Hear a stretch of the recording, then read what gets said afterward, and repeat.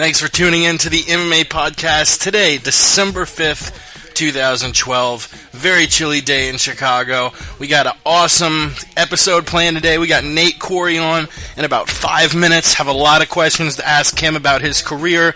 This first season of The Ultimate Fighter he was on. A bunch of news in the past week. A bunch of fights made up for UFC 156, 157, UFC on Fuel 8. Forrest Griffin out of UFC 155. Dominic Cruz out another 6 to 9 months with a botched ACL replacement. Want to talk about other stuff too. Fights I'm pumped for.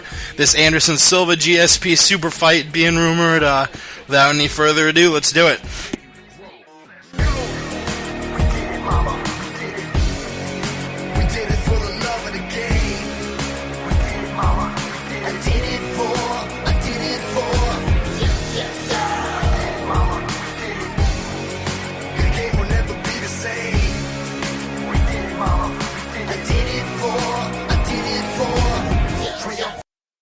Big shout out to our listeners. As always, you guys keep the pirate ship sailing.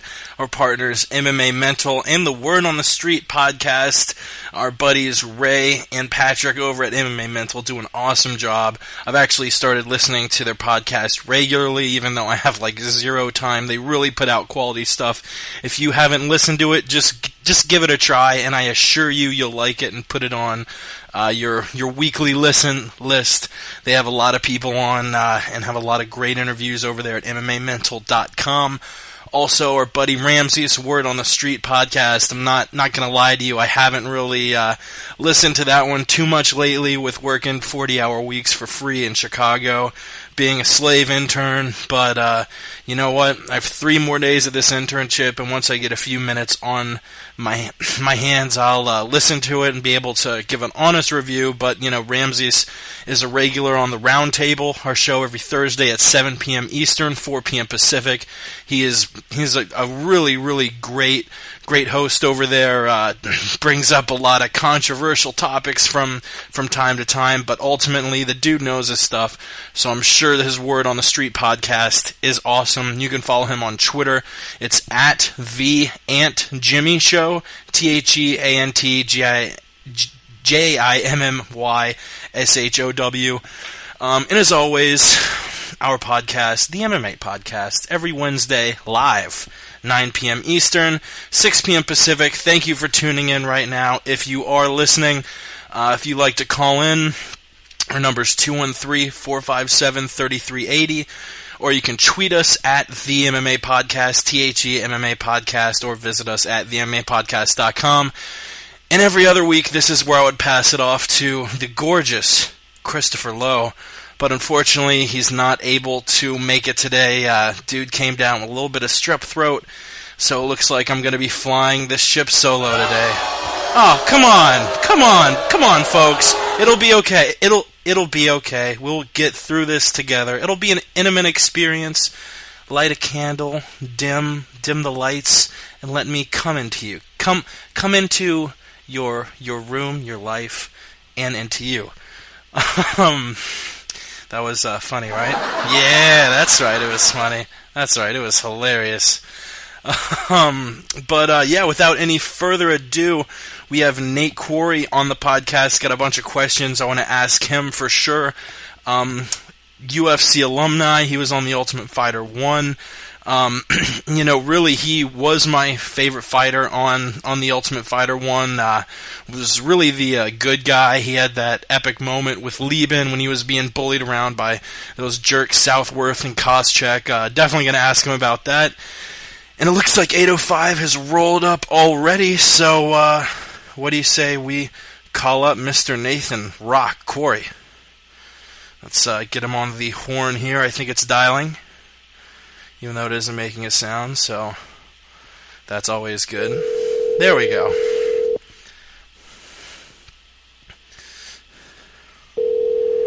Oh. Here's hoping he picks up. If he doesn't, we're screwed.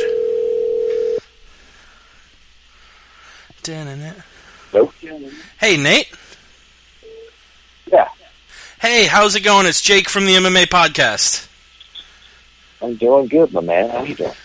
Good, good. It's usually a two-man team we have going, but the co-host came down with a little bit of strep throat today, so it looks like it's just going to be you and me chatting. But I still have a lot of questions. You just landed in the Big Apple, I'm assuming, to film MMA uncensored live.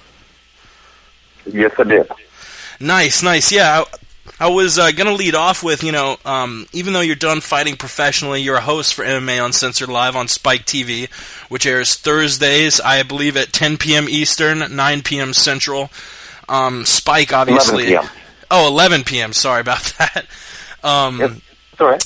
Yeah. Spike, obviously a huge name in MMA, having the partnership with the UFC for a long time, and pairing up with Bellator in January. Bring me through a day in the life of who I'm sure is the ultra busy Nate Quarry. So, are we going then? Are we live right now? Yeah. Oh, okay. Geez, it really kind of depends on where I'm at in the country. This past week, so today's Wednesday.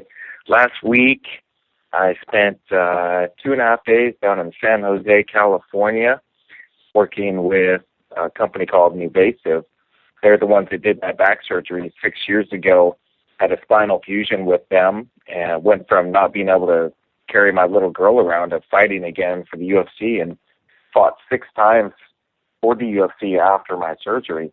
It was such a great story, and no one had ever heard of something like that happening after a big back surgery, that working with Nuvasive, we've now started a patient support program where everyone that's suffering from back pain and leg pain, they can reach out to me, and then I'll help them find a surgeon that's in their area and see if what I had done is going to be an option for them. And surgery is obviously the last thing anybody wants, but at least you know that you're going to be working with somebody that has those tools that I was able to use to get my life back. So Monday, Tuesday, part of Wednesday, I was in San Jose speaking at a doctor's office and to patients who are just suffering and looking for some relief. And then Wednesday, flew back to New York, kind of got ready for the show, did that on Thursday night. And Friday morning, flew off to St. Louis for the same thing for Nuvasive, going out and speaking again on their behalf, just trying to reach out to patients that are looking for hope. And when I get back home to Oregon, so Saturday I flew back to Oregon, and because I've been gone for 5 days, then my main priority is spending time with my little girl and my girlfriend, and just reminding them who I am and why I work so hard to provide for them.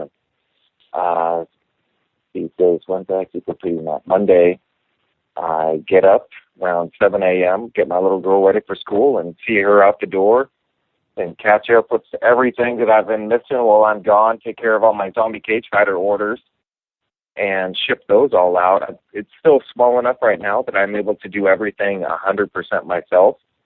I take care of all that stuff, plan the next shirt and the launch for that, get whatever I need to get. Little girl gets home at 3, get her off Monday. She's got jiu-jitsu at 4:45 at Next Level MMA in Taggart, Oregon, just outside of Portland. Get her to jiu-jitsu, get home, make a dinner or make it with my girlfriend, and just kind of do that throughout the week until it's time to travel again.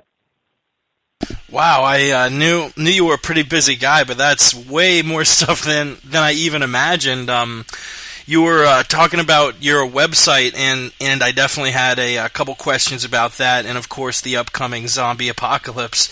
But before we get to your career and website and thoughts on the current state of MMA, you were mentioning your back surgery. How long had you been struggling with these issues with your back?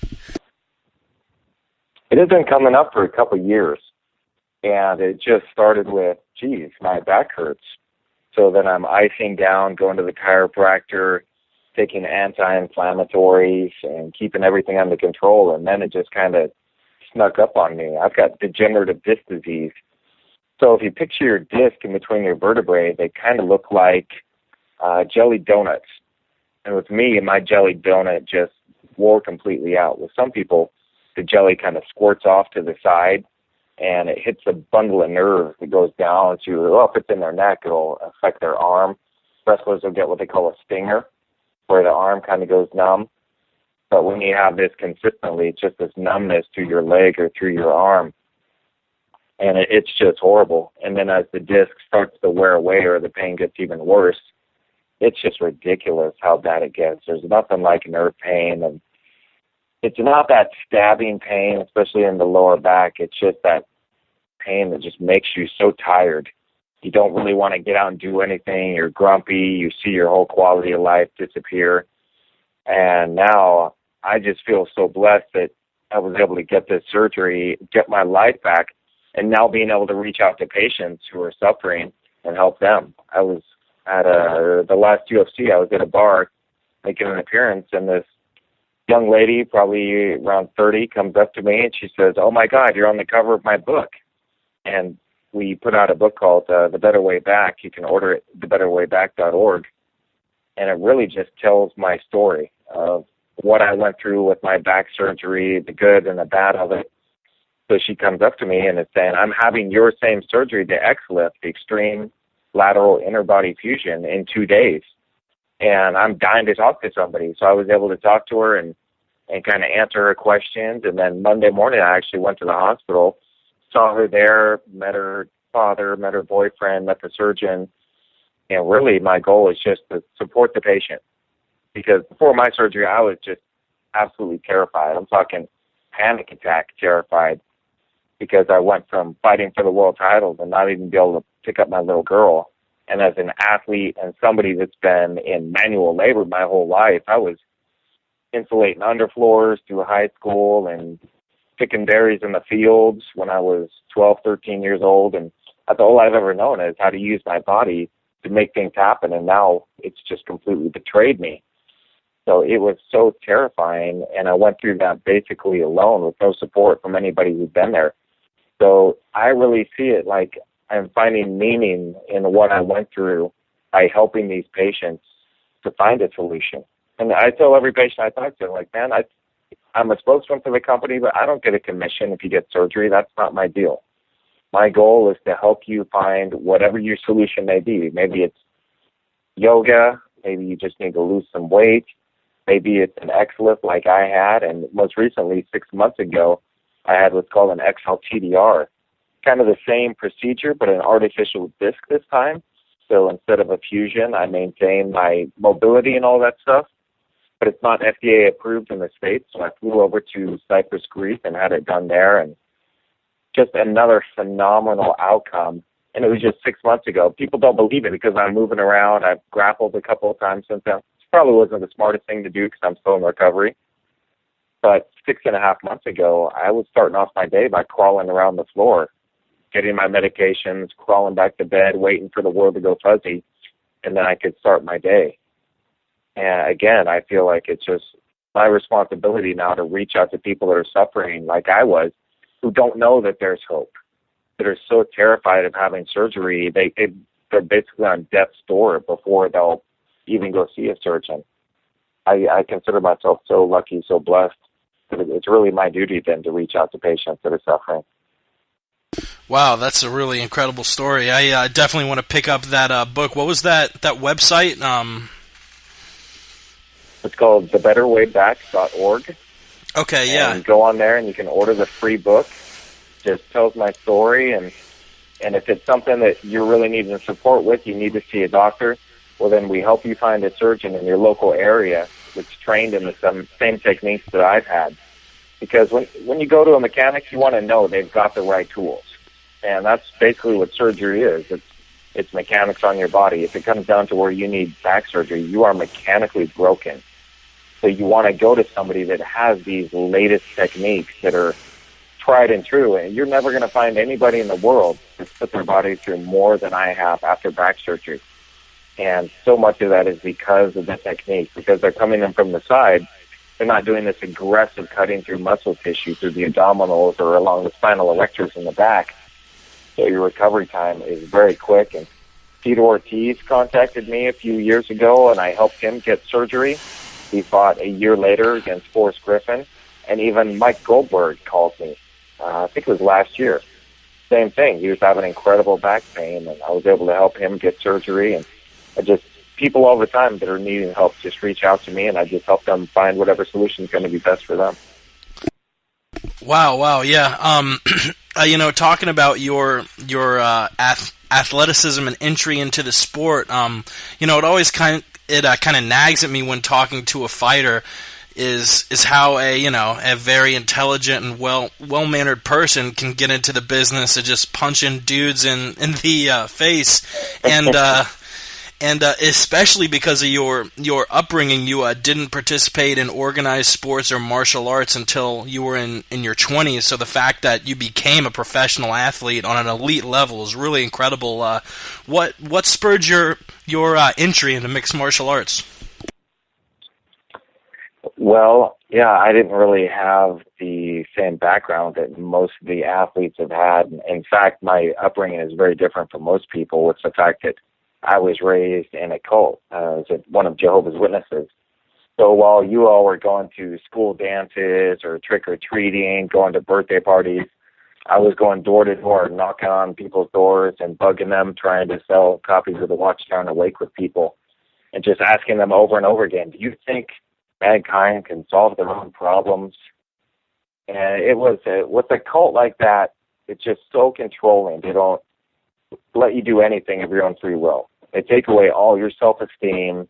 They control what movies you can see, music you can listen to, books you can read, who your friends are, what your activities can be, all of these things. It's so controlling because if they give you any sense of self-worth or any free time, you're going to realize, oh my God, this sucks. This is the last thing I want to do.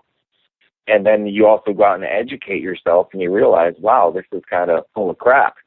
All of these truths that they're telling me about just really don't make any sense. I was in my early 20s, right around 24 years old, and I was at a party where I shouldn't have been in the first place.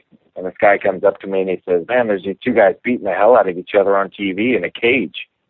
And to that day, I had never watched any boxing, any martial arts, anything like that. I was in love with the concept. I would record the Steven Seagal movies and the Van Damme movies off TV, and I'd watch them on my VHS tape over and over and over again. Edited down because I couldn't watch rated R movies. But I just had this fascination with fighting and martial arts, and going in and seeing Horace Gracie and Ken Shamrock, I was just blown away. I just couldn't believe that there was people out there that were so skilled and athletic. And then at the end of the fight, they shook hands. They showed respect to each other. And I said, man, this isn't the barbarism that I thought it was. And I'm miserable. I hate my life. I hate everything that I'm doing. I don't like the people I'm hanging around. They're very judgmental. I don't enjoy what I'm doing. I'm going to go try something new. And so I opened up a phone book. I found a local gym that was teaching Brazilian Jiu-Jitsu. And I went down, and the very first night was a 3-hour class. Took an hour and a half of kickboxing, an hour and a half of jiu-jitsu. And I got the crap beat out of me so badly. I said to myself as I was leaving, I'm going to keep coming back here every single night until I can kick every one of their asses. And that's what I did. I just kept coming back over and over and over again because I couldn't exist knowing that some skinny little guy who's 145 pounds could choke me out and leave me unconscious in the street and steal my shoes. I just couldn't handle that. I had to explore this, and for the first time in my life, I said, I'm going to do what I want to do for the first time. And that's kind of why I have the phoenix on my right shoulder, the tattoo, because I had to basically die several times in my life to my old way of life to be reborn doing.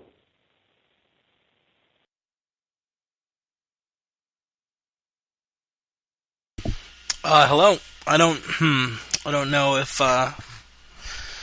looks like the call may have dropped off. Let me see if we can call him back and re-add him to the call there.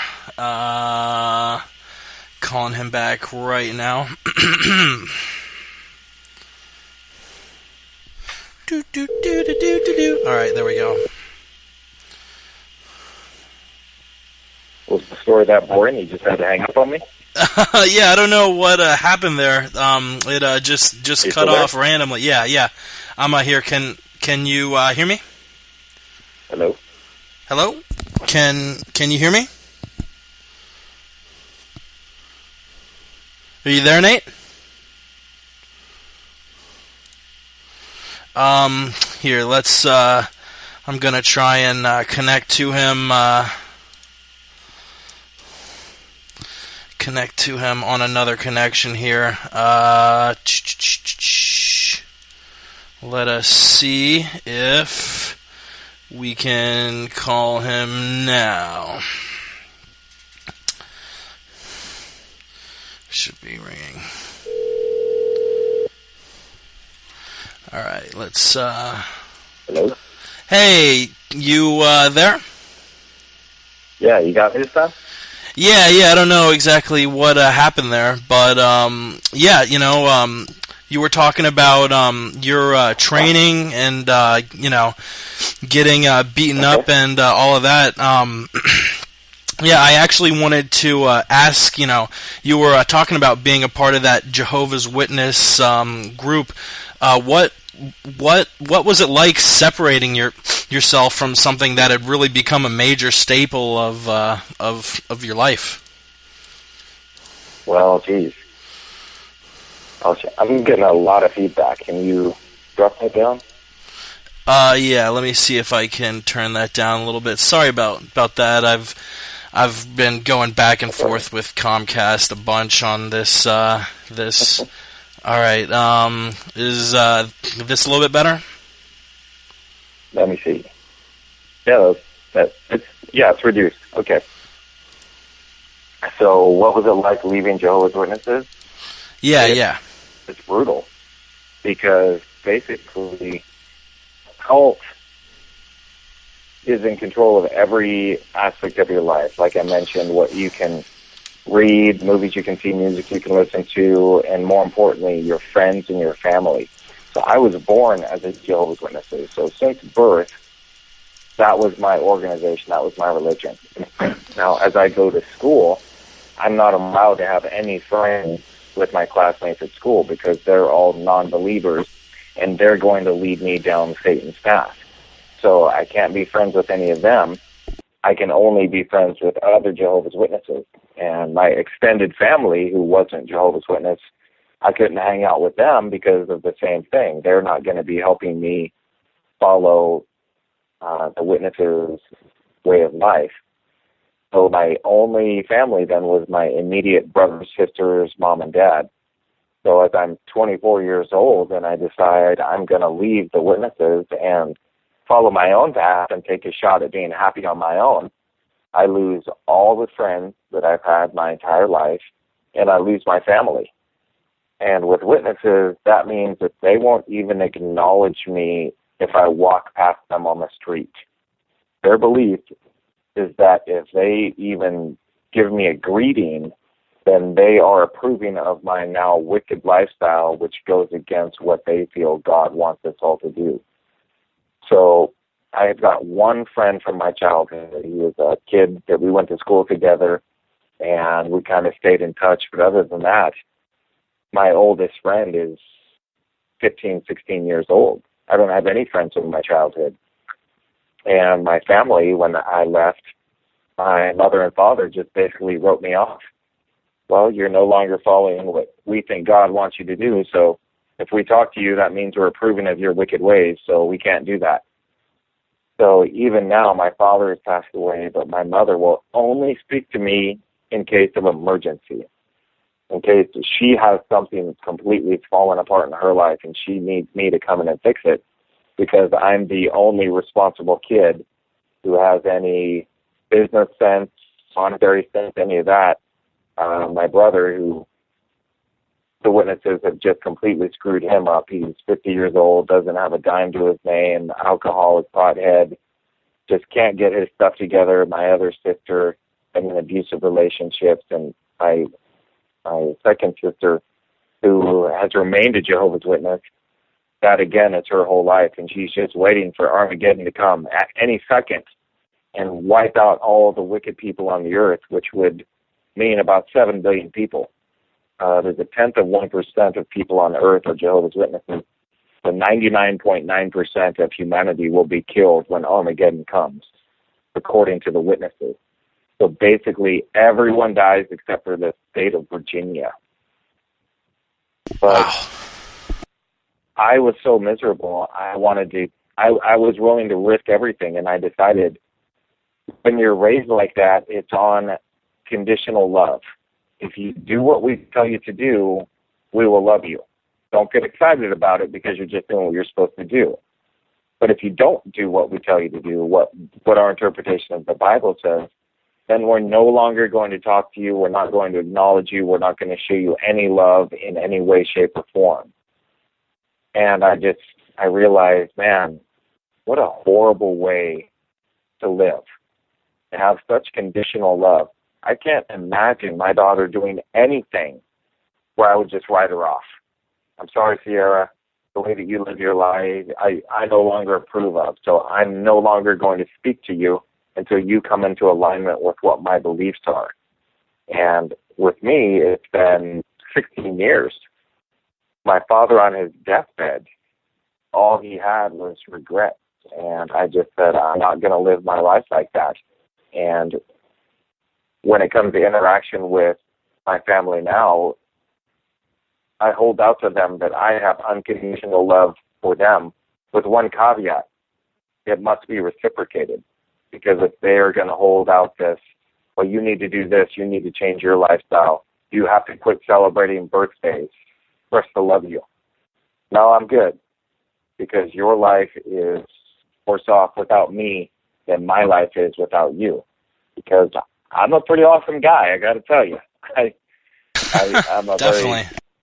I try to do good things, try to be good to people, and I don't hold out these conditions. So in my mind, all these organizations, they're missing out on how they treat their kids and who should be their loved ones. I see so many ex-Jehovah's Witnesses are just train wrecks. I actually hosted basically a support group, kind of like an AA meeting a couple of weeks ago, and had half a dozen ex-Jehovah's Witnesses all come over who were having a very hard time breaking away because now, like one woman, 45, 46 years old, she's been a witness her entire life, realized that her husband was cheating on her, got divorced, and realized how fake the entire organization was, got disfellowshipped, excommunicated from the church. So now she's 46 years old, kicked to the curb with no friends, no family, and is just completely clueless and lonely and miserable. So I've been trying to show a little bit of support to these people that are suffering and are scared and lonely just like I was.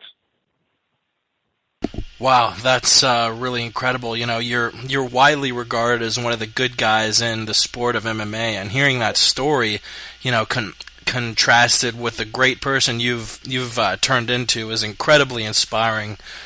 Getting into your mixed martial arts career, you know, you mentioned your training started off rough, but eventually you made it into the ring, and your first professional fight in 2001 was against Drew McFedries, who also made it to the big show eventually.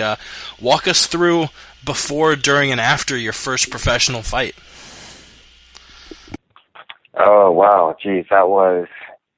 Back then, you didn't know who you were going to fight. I had no clue who Drew McFedries was.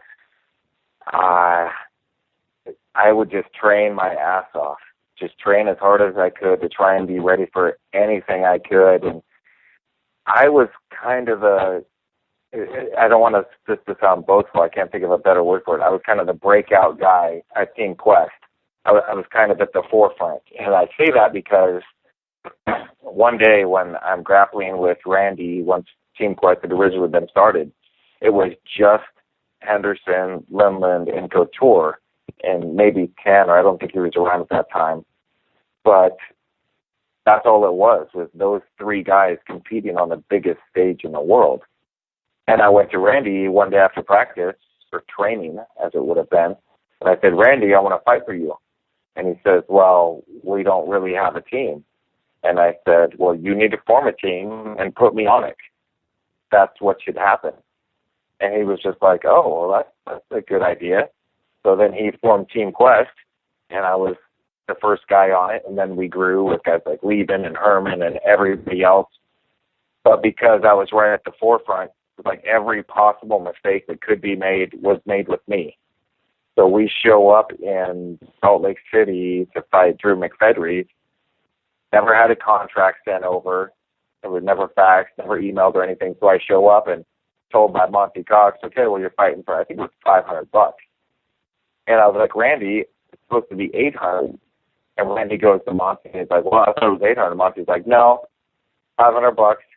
And then Randy comes back and he's like, well, he says it's $500 and we just go home. And I was like, dude, you think maybe in the future we could get like this stuff written down before I fly out here? Because I'm living on $10,000 a year. $300 is just a lot of money to me. Jeez. I didn't really have a choice.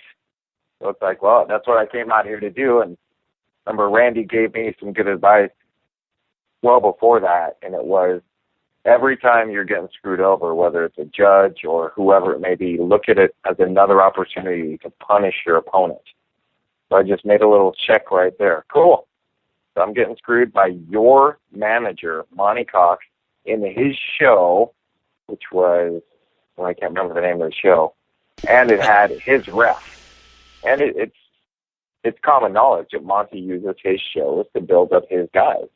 And it's brilliant. That's what you should do. That's what a good manager does. Talking with Monty years later, he said, do you think it's by coincidence that I've managed so many champions? Franklin, Pulver, Sylvia, Hughes, all these guys. You think that's a coincidence? No, I make champions. I build them up in my shows. I give them this experience. Whereas with us, Randy, he's not a manager. Limlin's not a manager. Anderson's not a manager. They're fighters. And if you look at, okay, how does my manager make most of his money? Monty Cox makes his money by managing fighters. Randy makes his money by fighting. So he's not going to spend 6 hours a week looking for a fight from me for $500. That's why I fought for 14 years and had 22 fights, because my manager was off making money doing other stuff. Then I spent a few hours renegotiating to get me an extra $200 when he's getting the cut of 15%, and then it's split between him and his two partners. So he just made an extra $10 for working all this out. So it's another one of those learning lessons, and it was a catch weight at 202. And the cool thing about it was, what's his name? It just escaped. Drew. So Drew, he's a southpaw mulatto, so he's really tan, shaved head. I'm right-handed, white as a ghost, shaved head. So it was like this mirror image as we were fighting, with one guy being really dark and the other guy being so white, the glare of the lights, you could barely even see me in the video. It was so crazy. And I just said to myself, I'm going to beat this guy. I'm just going to move forward the entire time. And that's all I did. From the sound of the bell, I just charged him the entire time and just kept on him and body locked him and took him down. And the rules were a combination. You could elbow and you could also knee on the ground. So I'm kneeing him to the body to get him to lower his hands and then kneeing him in the face on the ground. Second round starts, same thing. I'm just charging him the entire time, just staying on him. Take him down. He's in quarters, and I'm on a side position, punching him, kind of holding him there. Well, my ankles were underneath the ropes because it was a ring.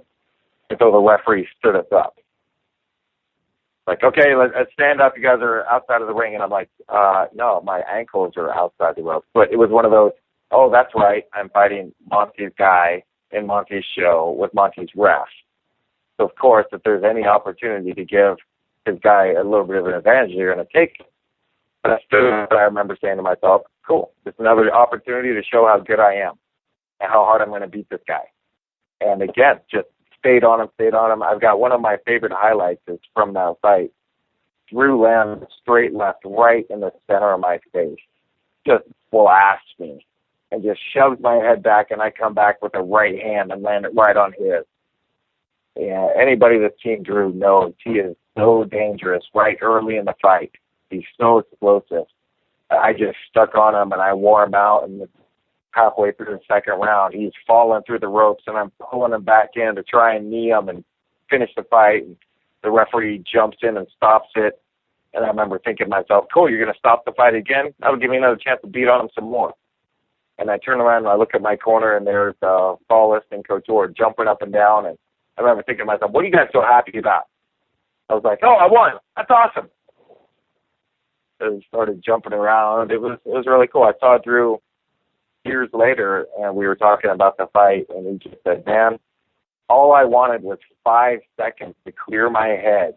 But you would not get off me. You just kept coming and coming and coming. And I was like, dude, it's because you're a better fighter than I am. You hit harder than I do. You're better all the way around. All I've ever got is aggression and the willingness to take a beating and come in shape. And I feel like that's how I won most of my fights, just being willing, more willing than the other guy to take my beating and continue moving forward.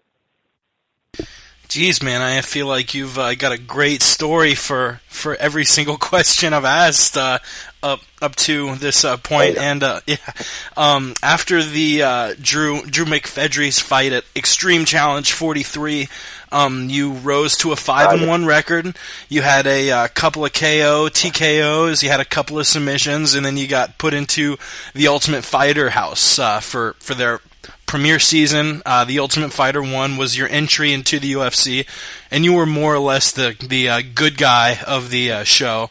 A bunch of personalities in the house, including Koscheck, Diego Sanchez, Swick, who's fighting this Saturday, Chris Lieben, Kenny Florian, obviously Forrest Griffin and Stephan Bonner, who fought on the finale and what's arguably one of the most important fights in the Ultimate Fighter history.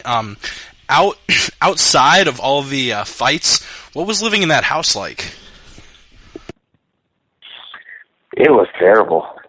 It was so brutal because you've got 16 guys in there, just a bunch of knuckleheads, and at any minute you don't know who you're going to be fighting.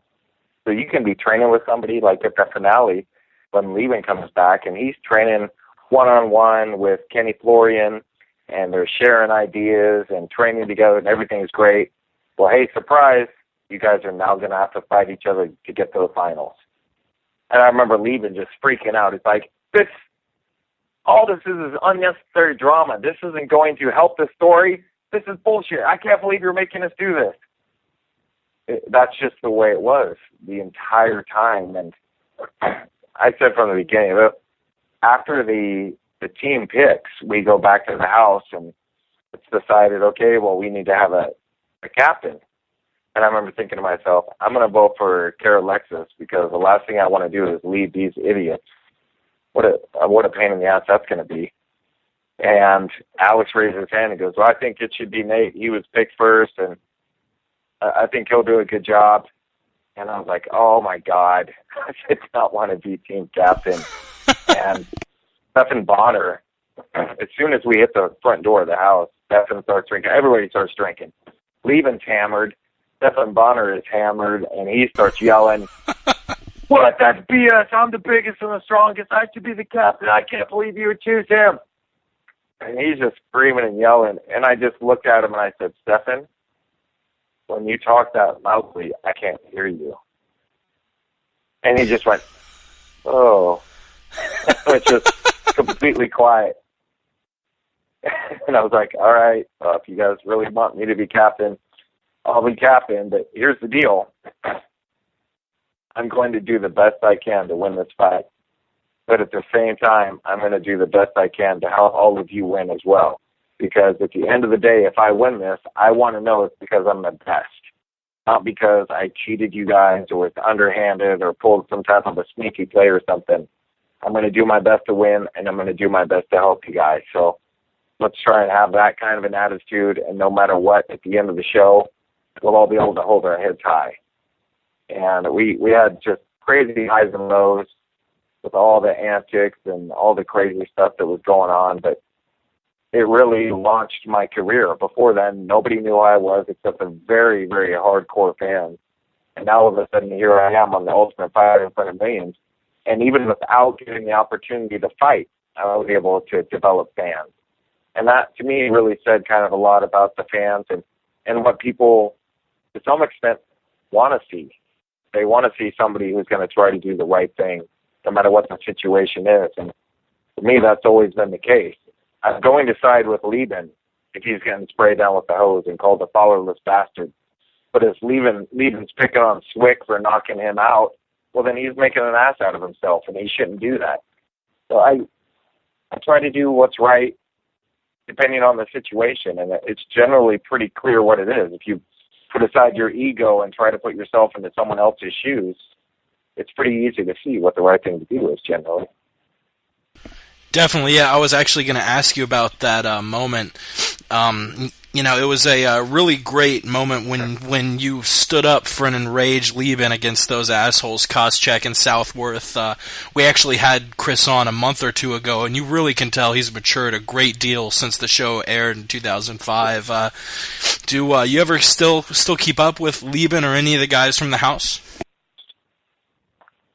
A few of the guys. Lieben had me in part of his camp for a few of his fights when he went on that 3-fight win streak.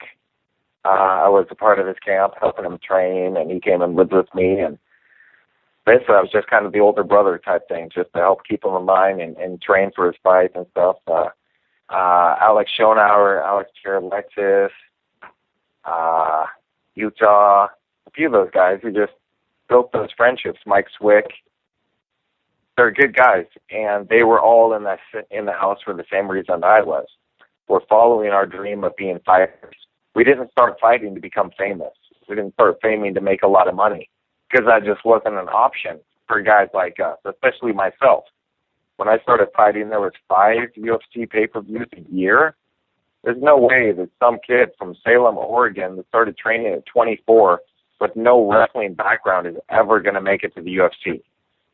I did it for the love of fighting and the experience. I wanted to know what kind of a man I would be when I was fighting. Would I be the type of guy that would fight till I had nothing left, or would I tap out at the first opportunity? And the Ultimate Fighter gave me that opportunity. Nowadays, you've got a lot of guys, and the second season of the Ultimate Fighter, they were there just to be famous. Well, I want to be famous. I want to show everybody how cool I am. When I started fighting, it was lame. People told me all the time, "Why are you doing this? You're fighting for free? That's stupid. Why are you doing this? What a waste of time." And now it's like, "Hey, I'm a fighter. Check out my shirt. Look at how cool I am." Like, dude, that's not why you should fight. If that's why you fight, then you're in the wrong sport, man. If you're fighting for ticket money, you should join a band. It's going to be a whole lot easier. You're going to be able to drink every single night. There's a lot more women at the shows. Follow that pathway. If you want to really be a fighter, you've got to do it for the love of the sport.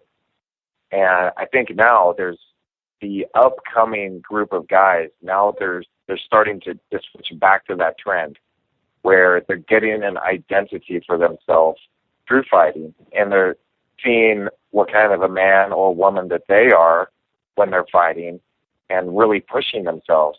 In today's society, there's just not a lot of opportunity for boys to become men. Unless you become a cop or join the military or something, we're supposed to really put aside everything, all those opportunities. If somebody comes up to me, badmouths me on the playground or something, I'm supposed to just walk away. I can never just stand up and put someone in their place. And when there's no accountability for people trash talking, they just become cowards. And you can see that on the online forums. You have these cowards who will say this stuff that they would never say to someone's face. That's just breeding an entire generation of entitled cowards that think that their opinion is important. Well, you're not special. I'm sorry. You're special when you go out and you make something of yourself. If you do something, if you make the world a better place, getting online and trash talking someone who is living their life doesn't make you special. Now through martial arts, through MMA, through jiu-jitsu, all these things, guys are getting goals, they're setting goals, they're actually going out there and they're walking the walk. And they're not doing it just because they want to be famous or make money. It's a great potential outcome for them, I mean, look at John Jones. We started training at the same time. I was 24. He was 6. So he's got a very long career ahead of him. And I really look forward to the next 10, 15 years as this upcoming generation who started training when they were little kids and had a black belt jiu-jitsu coach, who had an Olympic wrestling coach, a professional Muay Thai coach, all these things. It's going to be like a breed of cyborgs that are coming in. It's just phenomenal. Definitely, yeah. You talk about these guys on the internet and these armchair quarterbacks who kind of will sit back and throw out jabs seemingly without consequence. One sort of thing which I've noticed, which kind of bugs me, especially because really, I mean, I'm not bullshitting whatsoever. The Ultimate Fighter 1 was really when I started getting interested in the sport, and you were my favorite fighter in the house. And it really kind of bugs me when people like a front row Brian will sit back and say stuff about someone who's achieved more in his life than probably that internet troll could achieve in 100 lifetimes. What is the whole origin of this sort of thing that he's got against you? Oh, that guy! I didn't even know who he was until so what happened was, I really enjoy calling people out. I just find it amusing when people are blatantly lying and trying to get away with it. And so this guy, whatever his name is, Front Row Brian, starts talking about how he's being considered to be a new host on my show, MMA Uncensored. He's going to replace Craig Gordon as the host, and he's in final talks. He's ready to sign the contract. So I just started tweeting at him, "Hey, that's good news. I'm glad to hear it. Who are you talking to at Spike? I'll put in a good word for you." No response. "Hey, who are you talking to there at Spike? I'd love to put in a good word for you." No response. "So are you talking to someone there at Spike? I'm a little confused here. You said you were really close to finalizing your contract." No response. "So when are you coming on board?" I talked to Craig. He said nothing. I talked to my executive producer. He said they don't even know who you are. So at this point, he starts to engage me, and when I get into discussions with people like that, I try not to really put in any opinion. I don't call them an idiot or a trash talker. I just repeat facts, because you can't argue with facts. And it came down to it. He wasn't talking to anyone at Spike TV. He wasn't talking to anyone at Original Media, at MMA Uncensored. This was all total lies and fabrications designed to get him attention for something that he isn't doing. It's like me saying, "Hey, guess what? I'm going to be the new pitcher for the Dodgers. I'm just finalizing my contract right here." How ridiculous. And we're in a society where somebody like that gets recognized for spouting lies like that. I just find it so amusing when I'm able to take somebody like that and just point out clearly, "Oh, look at what he tweeted here. This is a total lie. This person is a liar. They're cowardly. They're misrepresenting themselves. They have really done nothing with their lives. They're trying to insert them into our world where we've worked really hard to be here." And that's where it all started. And honestly, I've never given them a second thought since, because people like that aren't even worth thinking about. It was Roosevelt that said, "It's not the critic who counts. The guy who's sitting outside the ring and who's saying how good or how bad you are. It's the guy that's inside the ring. It's really putting in the effort. It's experiencing the highs and the lows of victories and losses." I had a friend when I was a little kid getting into photography, and he said, "Boy, you should get a camera and we should do this." And I remember thinking to myself, I don't want to be the guy taking pictures of other people living their life. I want to be the guy doing something that people say, "Hey, let's get together and watch what he's doing." And we all have our own way.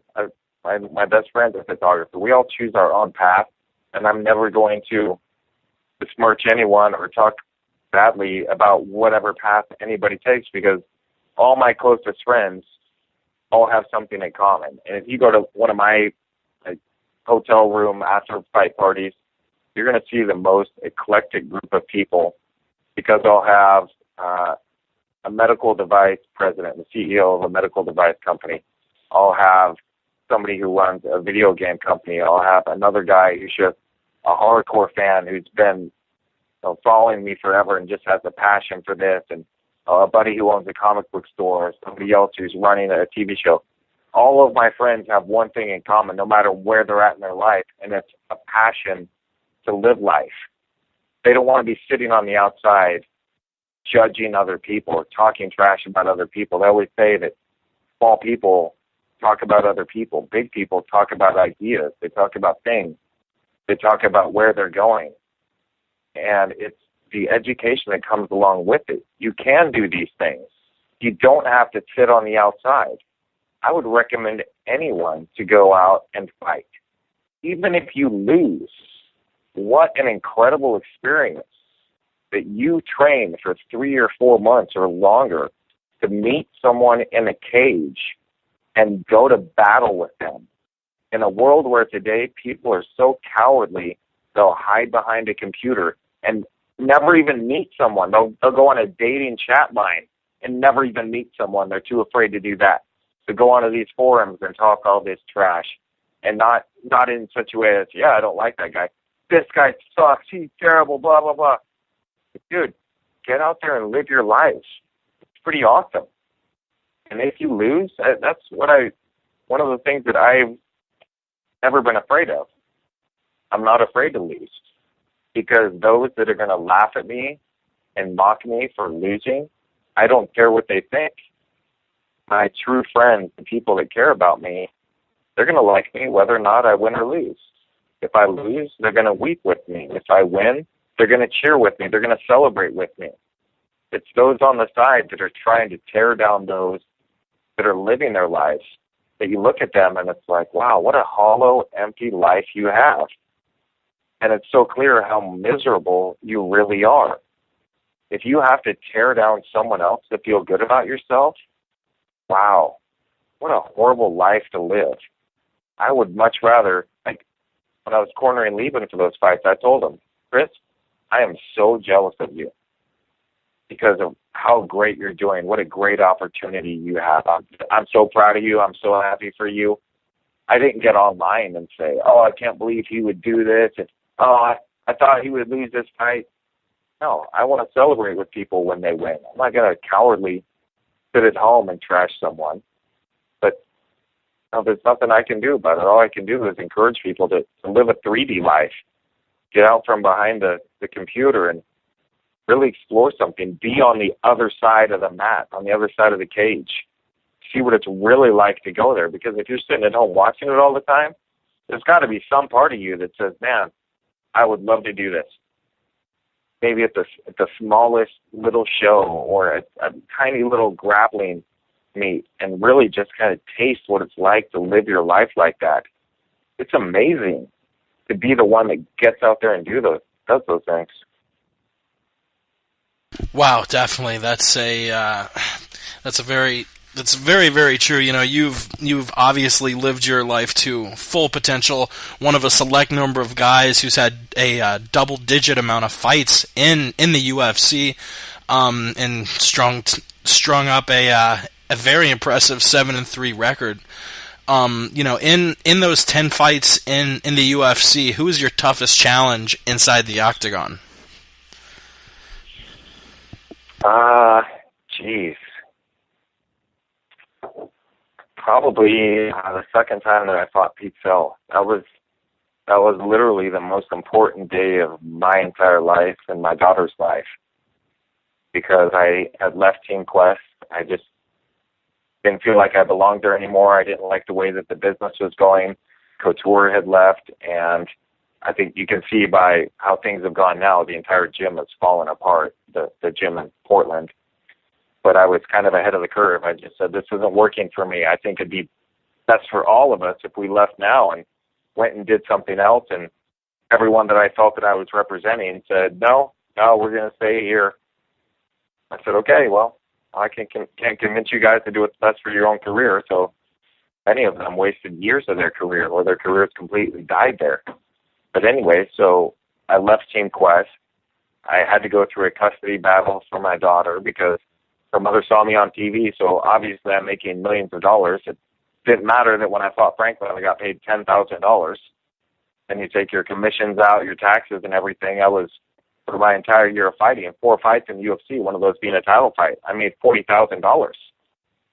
And then I had my upcoming back surgery, so I had to live on that 40 grand. It was 22 months between my Franklin fight and my Pete Cell comeback fight. So I'm going into that fight, I'm completely broke. I'm penniless. I'm literally fighting for food money. Palms, they asked for a credit card, and I just laughed. But you can take the card, but it's maxed out. And here I am fighting for 10 and 10. And if I lose, UFC is going to cut me. It's going to be the end of this ride. How am I going to go home and feed my little girl? My credit card is maxed out. I had to bring my mortgage payment with me in the hopes that I won the fight so I could. And coming through my back surgery, which had never been done before, nobody believed in me, except for the people at Nuvasiv and except for myself and a few core friends of mine and coaches that believed in myself, believed in the surgery that I'd gotten. And I just remember thinking, if I lose here tonight, all my dreams die. I would rather die right now, fight to the death, than lose here in this cage tonight. And Pete gave me such a beating. Good God.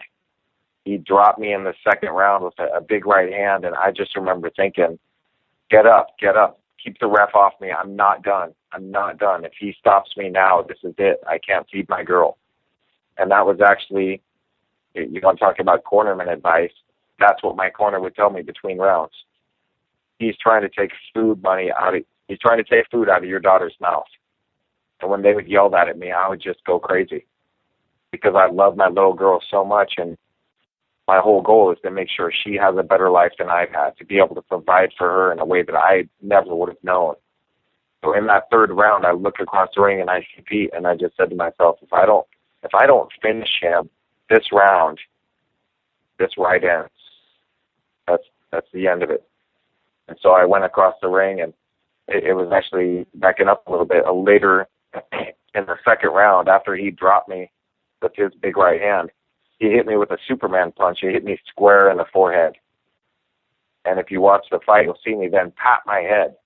And it was like he had just knocked something loose. Like there was a big light bulb, like enlightenment came over me.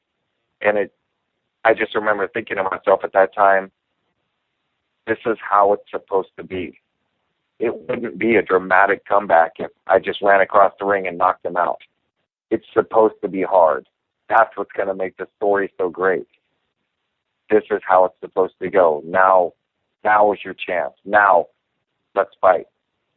And from then on, I was like, of course, this is my life. If it was easy, it'd be somebody else's life. In the third round, I hit him with the right hand with just everything I had on it. And I stood above him because he'd talked so much trash before the fight. And I just motioned to him to stand back up. And I said, do you have anything else you want to say? And threw one more big right hand to finish him off. And it was literally the most important day of my life and of my daughter's life, because from there I was able to become a spokesman for Nuvasiv, the company that gave me my life back. I was able to keep my job with the sponsors. And then not only did I get the show money, I got my win money, I got fight of the night and knocked out of the night money. Wow. So I showed up with $25,000 in credit card debt, hoping that I'd have enough money to make a payment, and I come home with $50,000. And the funny thing was, and I'm not an overly religious person. I don't know any of the answers. I don't pretend to. But I go to the bank to cash my checks, and I've got like $20 in my pocket. And I give them my checks, and she says, okay, well, here's $100. Thank you. I'm like, what? No, I need money. I have no money. And she's like, well, I'm sorry, we have to put a hold on these checks. I was like, are you kidding me? I've got nothing here. And I go outside, and I remember I look up at the sky, and I just go, I get it, okay? I won't forget. I won't forget how hard this was. I won't forget how much other people helped me to this point, how without my coaches, without my training partner, specifically a man named Greg Thompson, who left Team Quest when I did, just to train with me, just to be a training partner, when nobody else would.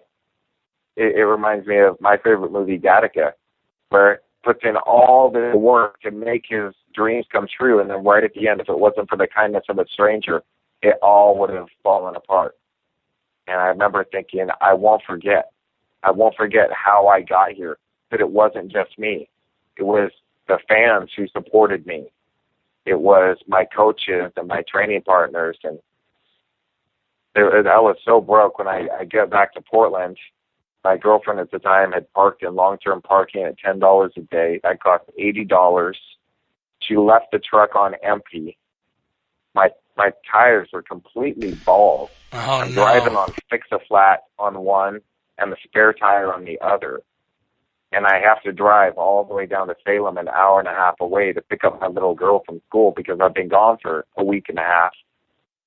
And so I had to spend all my money on getting my car out of the parking lot, the rest on gas. I could go pick up my daughter. And again, the kindness of a friend who owned a restaurant, and I was able to go to his restaurant. And he said, "Let's celebrate. Let me buy you dinner." And I was so thankful because I was so embarrassed to have to tell him, "Man, I can't afford to eat food." Once again, just how lucky I've been to have the right people there at the right time when I've needed it. I've been a lot luckier than someone like me deserves to be, I can tell you that. Wow, yeah, and that was a really amazing fight against Pete Sell back in 2007. Your following fight at UFC 83 was against Caleb Storns. What was that fight like? Obviously, it's sort of infamous now as the Running Man fight, and how often are you still asked about that match? Quite a bit, man. I get people all the time telling me to do the elephant punch, or as I call it, the rock hammer, where I lace my arm through one and kind of chase them around, I know it's not politically correct to say it, but we would have called it back when I was a kid the retard punch. And saying that, no disrespect to mentally handicapped people, that was never our intention as little kids to make fun of them. But yeah, that's what we would have called it back then. But that whole fight, it was just, once again, one of those law of attraction type things, or if you visualize it, if you build it, they will come. So the backstory on that is, I have my back surgery. I called Joe Zola and said, "Joe, I'm ready to fight. Let's go." And he goes, "Cool, I want you to fight Pete Sell in a rematch." And I went, "That dude's too tough.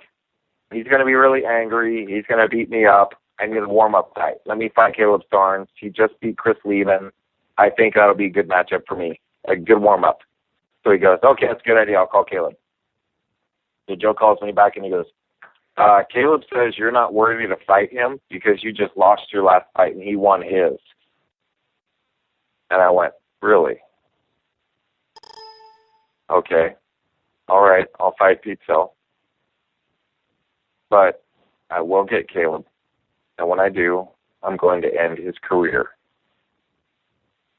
And so going through that fight week, I just visualized it all week long, that when I came out to fight, everyone was going to boo me because I'm an American fighting in Canada. And he's going to come out and they're all going to cheer him. But as the fight goes along, I'm going to win over the entire crowd. And they're all going to cheer for me because I'm the real fighter who's there. And I'm going to move forward on him the entire time because he's a bully. He feels good if he can move you backwards. And I'm not going to take a step back. I'm going to chase him the entire time. And at the end of the fight, while they're all cheering for me, booing for him, I'm going to give the Rocky IV speech. And that's exactly how it went down. I chased him around the ring. I chased him with the rock hammer. And at the end of the fight, when they would show me and everyone would cheer and they'd show him and everybody booed, Kenny asked me what it was like fighting in Canada. And I said, when I first showed up here, everybody was booing for me. And then as the fight went along, everybody started cheering. So I figure you can change, and I can change. Anybody can change. And everybody just loved it. It was like, this is the perfect quote ever, because even people didn't know it was a Rocky IV quote. We're like, that's so inspirational. So it's perfect. That's awesome. Wow, yeah, the last year or so, I've heard of that fight being compared to fights. I heard a couple people liken it to the Diaz-Condit fight. A couple people liken it to the Clay Guida versus Gray Maynard fight. Did either of those fights remind you of fighting Caleb Starnes? Pardon me? Did either the Diaz-Condit or Guida Maynard fight remind you of fighting Caleb Starnes, like as far as the pacement? Yeah, I just cut out there for a second. So, it did to some extent, and seeing that and seeing the frustration on Diaz's face and on Maynard's face.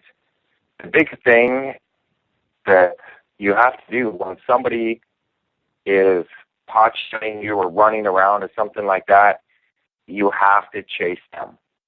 And as I'm looking at Diaz fighting Condit, I'm thinking to myself, dude, you have to move forward, and you have to do it quickly. You can't slowly move forward like he does, because you're not going to be able to corner someone that's running. But that cage is huge. It's hard enough to corner somebody when they're slowly moving around. And with Gray Maynard, same thing. He's got more of a wrestler stance, which means he's got a lot of weight on his front leg. He's slowly moving forward, same type of thing. If somebody is making you chase them, you have to chase them. And you have to make them look foolish at the same time. I was at Mark and Solivari fight, and they fought for the Ultimate Fighter. I think it was the night I first fought Pete Bell. And Ivan Solivari was very elusive, basically running the entire time. So the whole crowd's booing and getting angry, and Marquardt gets angry. So everybody leaves the event all pissed off and all angry. And I remember thinking to myself during my fight against Caleb, you all come here to see great fights. You also come here to make great memories. If I can't deliver you a great fight, I'm going to give you a great memory, and you'll never forget this. And so I started doing the running man, and then at the 10-second bell, I do the rock hammer.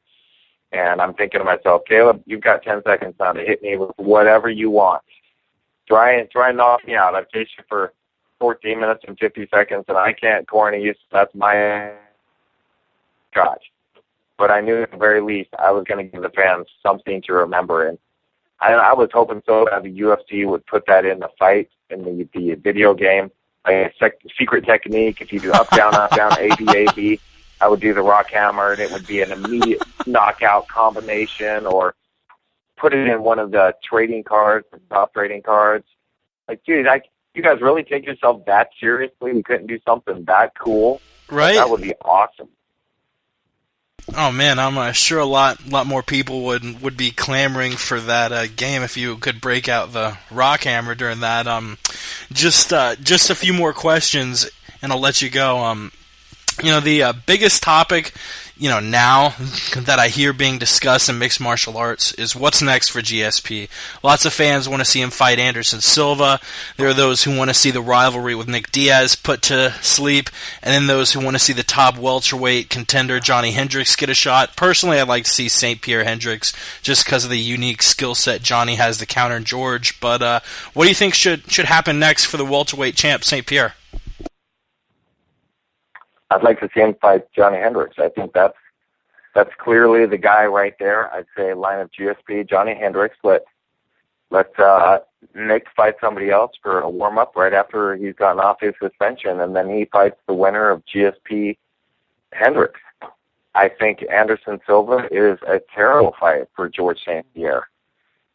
Look at Anderson Silva. He makes champions, light heavyweight champions, look like children. Knocking out Forrest Griffin in the first round, knocking out Stephan Bonner in the first round.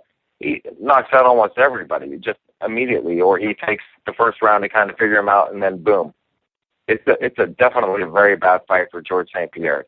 Potentially, it could have huge pay-per-view sales, and that's really the name of the game. The UFC is a corporation. If they're not making money, then the door's closed. So they would have to promote that as something, some big, grand, extravagant. But I think it's just a bad matchup for George St. Pierre. I'd much rather see Anderson Silva fight John Jones. But George St. Pierre, I think Hendricks has earned his shot. Or if Nick Diaz comes back, and if George St. Pierre, say, needed 6 months or so to heal up after that last fight, then I'd have Diaz, Hendricks, and then the winner takes the shot at George St. Pierre. The biggest thing is really building up drama to these title shots. Not like someone with morale, the greatest champion you've never heard of. UFC doesn't spend enough time building up these contenders. They fight 2 or 3 times on the undercard, once on the main card. Pow, you get a title shot. That's why I would like to see the Ultimate Fighter retooled and have it be basically the comeback show, where you do 2 of the weight classes. So, say welterweight, middleweight, you take 8 of the contenders and have those guys fight for the number 1 contendership spot for the title. So by the time you get to the end of the season, you've got to know this guy who's getting a title shot over the past 6 or 7 weeks. And he just fought 3 times and beat the best guys. So it's very clear that this guy now has earned his title shot. I know him. I like him. I got to see him. I got to see his fights. Now I really am invested in this pay-per-view. Because what is the definition of a weak card? Is it bad fight? Card? No. A weak card is when you don't know who is fighting. So you start promoting the fighters and letting us get to know them more than a half-hour special the week of the pay-per-view. Definitely. Yeah, we had Michael Schiavello on a few weeks back who very expressively was against this Jones versus Sonnen Ultimate Fighter matchup, saying it was about ratings, it wasn't about rankings. And as an Ultimate Fighter alumni yourself, what do you think about the UFC giving Sonnen this immediate title shot? It's really a joke. Chael did not earn that shot in any way, shape, or form. He's finished 1 fight in 5 years. He just lost his 2nd title fight in the UFC. So how does he move into a higher up weight class to fight against one of the most dominant champions since Anderson Silva, basically? All because of his mouth, all because of his marketing. And that becomes very clear, oh, that's right, it's a business. It's all based on pay-per-view sales. And Chael Sonnen versus Anderson Silva was by far the highest pay-per-view selling card of the entire year. If that's the formula that works, that's what's going to happen over and over again. That's why you see someone from favor get title shot after title shot. Why he's on the main card. They feel that he's a pay-per-view sales driver, so they're going to give him every shot that they can in the hopes that he'll win the title, and they'll be able to push pay-per-view sales. It's a business. What it really comes down to, and when people ask me for advice, the number one thing I tell them is you have to remember their job is to make money. Them being the promoter, your manager, whoever it may be, their job is to make money. Your job is to not be stupid. If you go into the situation not realizing their job is to make money, well, then you're stupid. When I fought for a title, okay, this is awesome. I'm getting a title shot. Well, why am I getting a title shot? Oh, because they feel that I'm going to drive pay-per-view sales. So, and the gate alone for the event was $3.5 million. But their job is to make money. My job is to not be stupid. I didn't know my job was to not be stupid. When I was on The Ultimate Fighter, I had leverage for the first time when they handed everyone on the show a contract and said, we screwed up. We didn't realize we don't have all of you under contract at the end of the show. We just have the winners. So we want you all to sign this contract. We'll pay you 5 and 5 for the first year of fights in the UFC. I think the second year was 7.5, 7.5. The third was like 10 and 10, something like that. So I stood right there, and Randy said, yeah, that's a great deal. It's a lot more than 2 and 2. If they pay it now, you should sign it. And if I would have realized that my job was to not be stupid, I would have said, wow, that's a lot of big words in that contract. I don't understand any of them. Let me give them to a lawyer so I can get this figured out. And then I would have realized, oh, I'm signing over all my rights in perpetuity. That means that they own my likeness. They own my fights, all the photos that they take and the interviews that I get forever. I don't get those back. But I didn't know that my job was to not be stupid and their job is to make money. And there's nothing wrong with that. That's the way of all business. Place and realize that, well, gee, their goal is to make money. That should be my job. I got to not be stupid and realize that I need to take care of myself. And the UFC has been a phenomenal organization to work for, and they've made many guys millionaires. I've got no grievance with them whatsoever. My only issue would be I wish I would have been smarter. But Dana White was always really good to me. He actually was the one that paid for my back surgery, my first back surgery. Without him, I wouldn't have been able to fight again. So I got nothing but love for those guys. They've done such an incredible job. I just always kind of viewed it as an employee always wants, a 50 cent an hour raise, something like that. And I'm always looking for fighters' rights because I am a fighter. I always want to see my boys taken care of.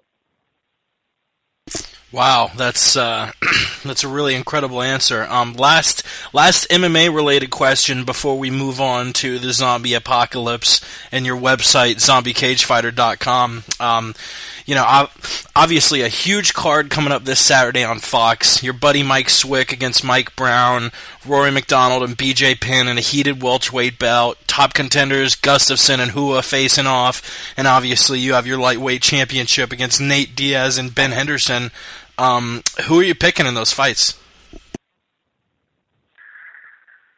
Geez, I learned a long time ago. I'm really bad at picking fights when I've got emotional ties to the guys. So I already did, every once in a while, I'll do a bet with guys on Facebook, and I'll choose one of the fights, and the bet is that if I win, if my fighter wins, they have to go to zombiecagefighter.com and order a shirt. If they win, then I send them an iron-on for free, a Zombie Cage Fighter iron-on patch. So with that one, I had to choose BJ Penn because I've been friends with him for, 10, close to 15 years now, something like that, and I could never bet against my friends. I think Nate Diaz has a great opportunity, and it's such a close fight. As long as he doesn't get overwhelmed, overstrength, and I would look for Benson Henderson to try and take him down over and over again and use his ground game, use the elbows, use a good ground and pound. So Nate's really going to have to do a good job to avoid the takedown, avoid being put on his back, and throw his hands like he did against Cowboy. My God, when he fought Cowboy, I remember thinking, wow, Cowboy is terrible. This guy's not any good. And then Cowboy's next fight, he looked incredible. And I was like, holy crap, it wasn't that Cowboy wasn't good. It was that Nate is that good of a fighter. Yeah. I was blown away by that. So many great fights. I'll be excited to see if Hua really comes through or if Gustafsson is as good as he's been looking. Definitely, yeah. Wanted to ask you a couple questions about zombiecagefighter.com. You're a big fan of the zombie craze. I am too. I've been hooked on this season of The Walking Dead. I'm not hooked to many shows, but that's definitely one of them. Actually created a company called Zombie Cage Fighter, and once again you can go to zombiecagefighter.com. If the zombie apocalypse went down tonight, what would be your weapon of choice? Personally, I like the stealth and usability of the crossbow, like Daryl on Walking Dead, but I was more interested in hearing what you would use against the hordes of the undead. Jeez, I would be screwed because I'm in New York right now, so that would just totally suck. Oh, so many zombies. I look out on the city. Millions of people out there. That would be terrible. What I would have to do is there's 2 stairways coming up, and I'm on the 19th floor. I'm on the highest. So I'd have to block off one of the stairways and just filter the zombies like the gates of hell in Greece. or make sure their numbers don't count for anything. And one tool that I found is pretty interesting is, the knife sharpener that you have in your knife block? Yeah. That is perfect to go right into a zombie's eye. You just jam it right in there, scramble a little bit, and you've just made some scrambled brains. It doesn't stick because it's not a sharp object. It's not going to get stuck on the bone or anything. So it's just really quick, just in and out type of thing. And yeah, it's just great. And if you've got a loved one that you're kind of worried about, then again, if you're in the kitchen, grab your dish towel, swing around the back, kick him in the back of the knee, and then use the dish towel just as a gag. Tie them up. Then they're basically harmless. Then they're just like your drunk buddy who's just wandering around and bugging you all night and won't shut up about it. But now they can't bite you, so it's not that big of a deal. Oh, wow, yeah, you heard it here first. Load up on knife sharpeners. Yeah, and speaking of zombiecagefighter.com, I actually went on there today, and I saw you have a petition going to see Sensei, Steven Seagal, take on Randy Couture. Really hilarious. Add us to that petition for sure.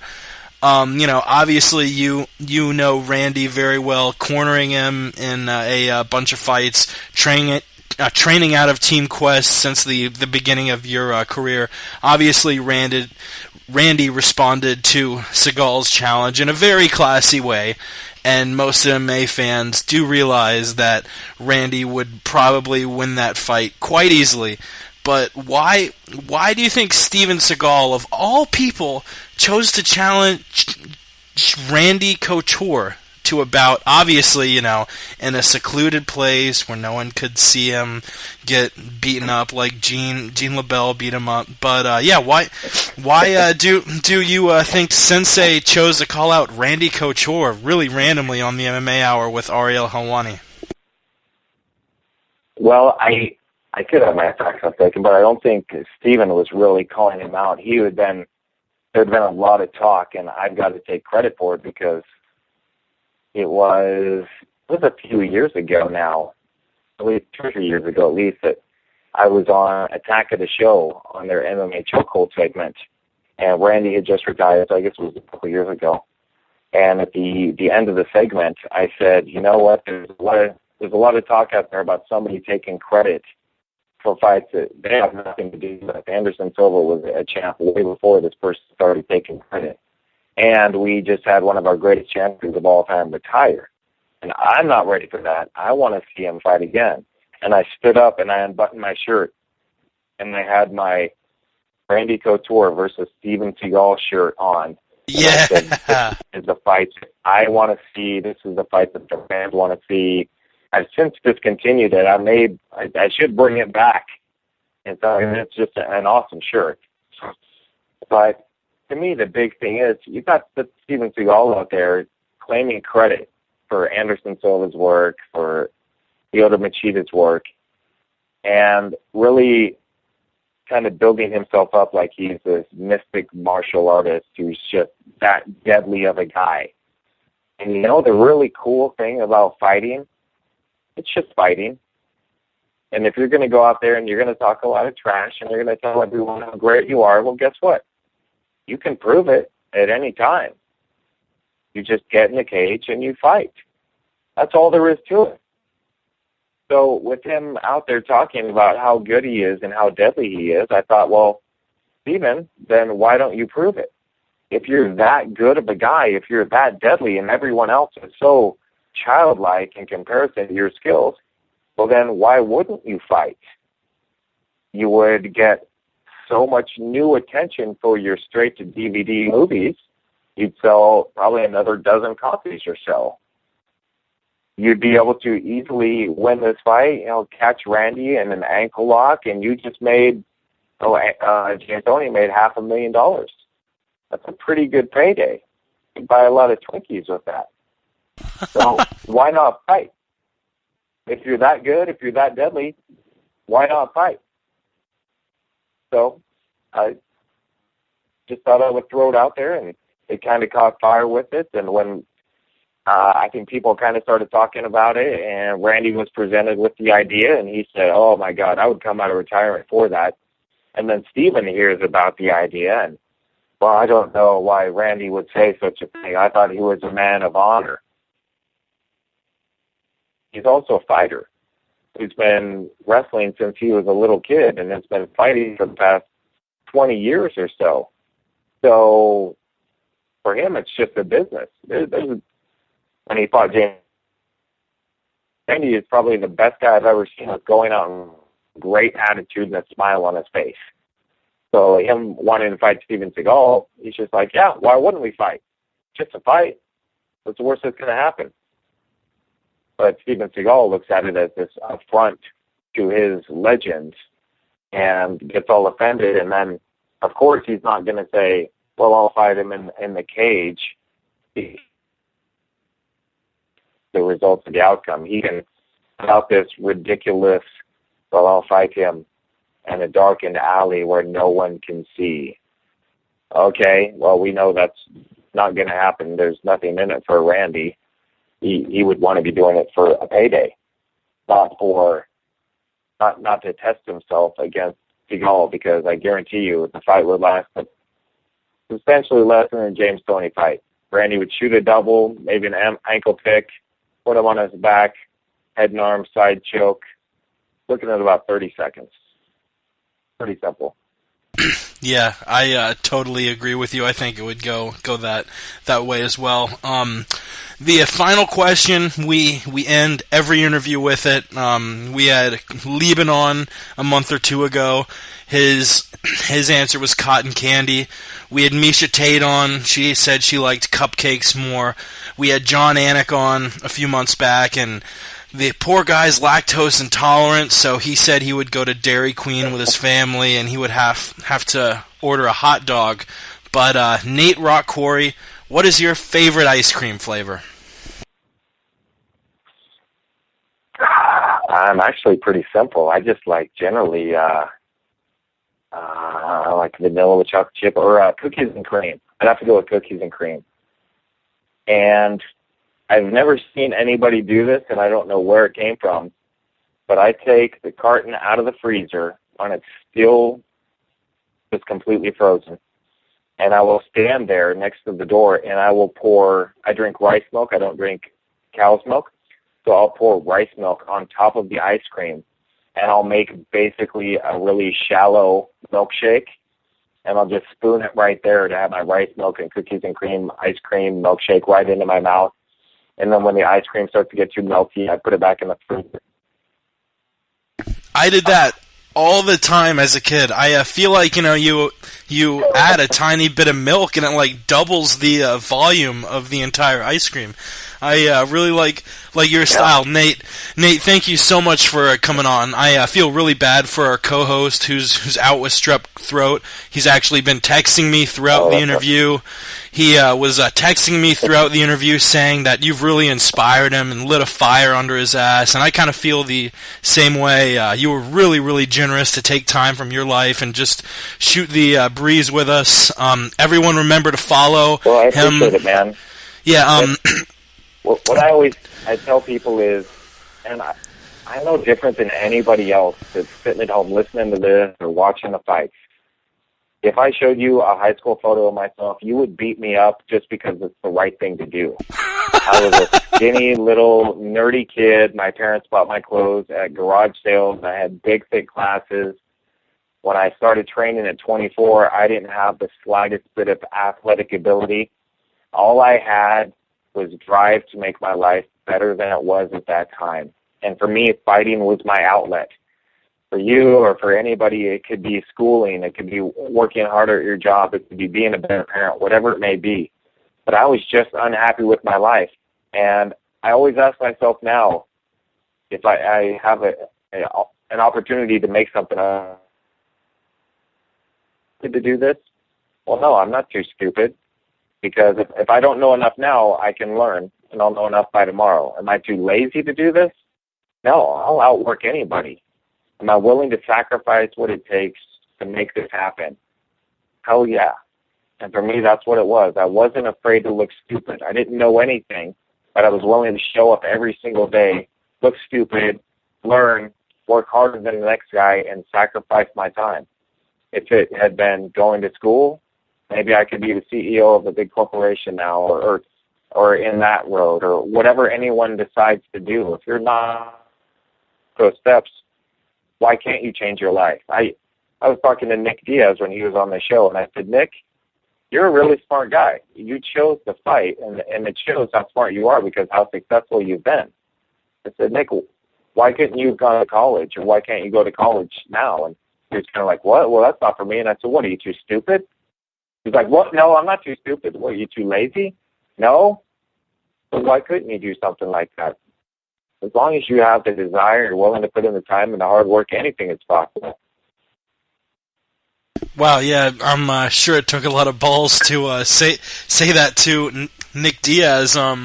Yeah, you know, make sure to make sure to follow him on Twitter at Nate Quarry, and turn to Spike TV every Thursday at 11 o'clock Eastern, 10 p.m. Central for MMA Uncensored Live with Nate, Craig Carton, and Luke don't forget to go to zombiecagefighter.com. That's where you can get all the coolest MMA shirts that don't just have skull and crossbones on them. And you can get the comic book. And Zombie Cage Fighter started with me just writing down a biography of my life, and then I threw in zombies. So it's not really about fighting. It's not even about zombies. It's really about what a father's going to do to provide for his little girl and make sure that she has a better life than he had. And for me, that was fighting and writing out this story for Zombie Cage Fighter, and then putting together these t-shirts. I can brag about my artists all day long. They've just done such an incredible job. And Christmas is coming up. It's right now it's underground cool. Sooner or later, it's going to be like tap-out shirts. It's going to be everywhere. So you might as well jump on now before I sell out and everybody goes, dude, remember when Nate Quarry wasn't a total douchebag? That's going to happen sooner or later when I sell out. So be underground cool now while you can. You know what? If anything, take my directive, because Nate, right when this is over, I'm going to log on and buy a shirt. You have any other plugs you'd like to throw out there before we let you go? The floor is yours. That's about it. ZombieCageFighter.com, and then again, if anyone you know, or if you're suffering from back pain, go to thebetterwayback.org. And the whole goal really is to help people find a solution, if it's surgical or whatever it may be, to get their life back. It's given me my life back twice now, having a fusion 6 years ago and then an artificial disc put in 6 months ago through the same procedure. And with my last surgery, I was up walking around the hospital within 6 hours of my surgery. That's an artificial disc. That's a pretty big surgery.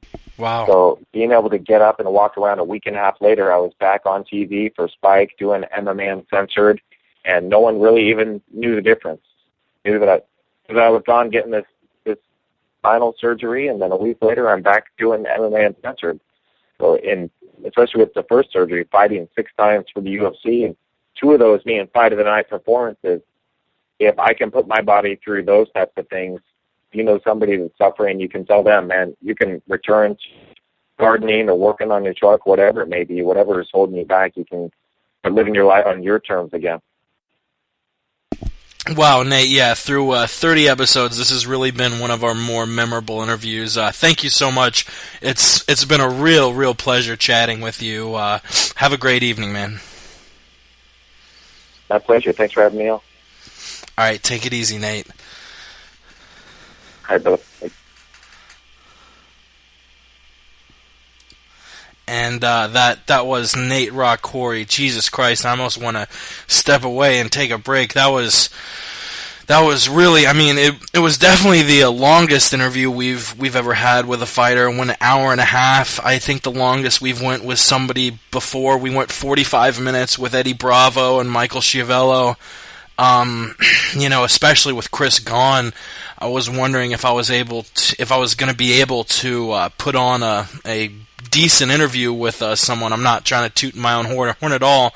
You know, these were the same questions that Chris and I would have alternated with. It was all Nate Quarry. What an amazing story. I mean, Jesus, going from, you know, he like he said, living in a cult for the first 20 and change years of his life, being inundated, being told who he could hang out with, what he could do, what movies he could listen to, what films he was able to watch, and going from such a crazy, horrible childhood to really turning into an amazing person. I wasn't BSing. He was my favorite fighter on the Tough 1 season. Was really the good guy. Stepped in there for Lieben.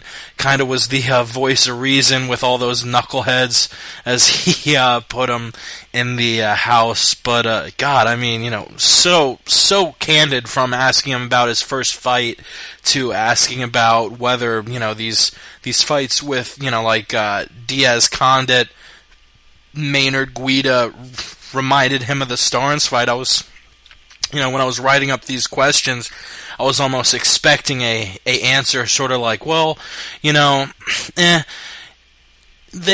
weren't that guy and they're all fighting a fight. I was kind of expecting these politically correct responses from all these questions, and it turns out, no, he really was extremely honest, talking about how they've really got to push forward. Gave us his thought on UFC on Fox, gave us his thoughts on what it was like living in the house.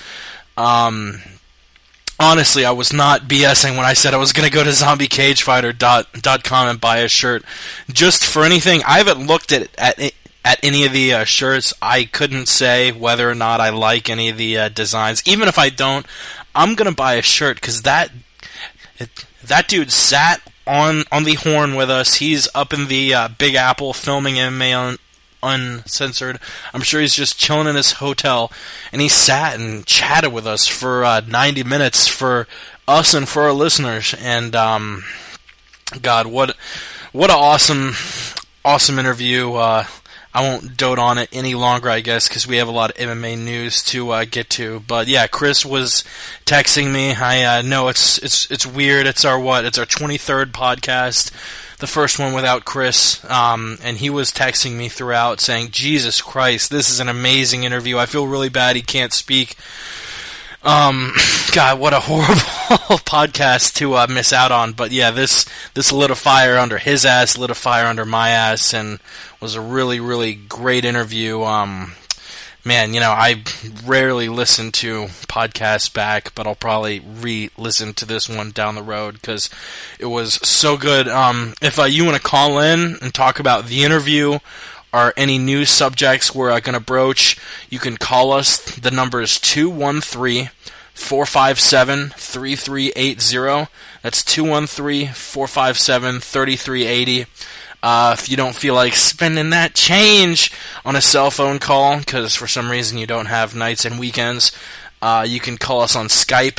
It's the MMA Podcast. Twitter's the same. We're at the MMA Podcast. You can visit our website. Guess what it is? TheMMAPodcast.com. Somehow I was able to get the internet monopoly on all things the MMA Podcast. Which, real quick, before we get to the news, I didn't realize until recently that Bill Burr has the MM Podcast, the Monday morning podcast. Kind of fucks us up a little bit. You type in the MMA Podcast on Google and be like, "Did you mean the MM Podcast?" But whatever, we survive. We have a great group of listeners. We get a lot of YouTube comments. If you're listening to us on YouTube, definitely subscribe. Definitely comment. We read and respond to almost every comment, so let us know what you think about that. And yeah, without any further ado, I guess let us get to the news.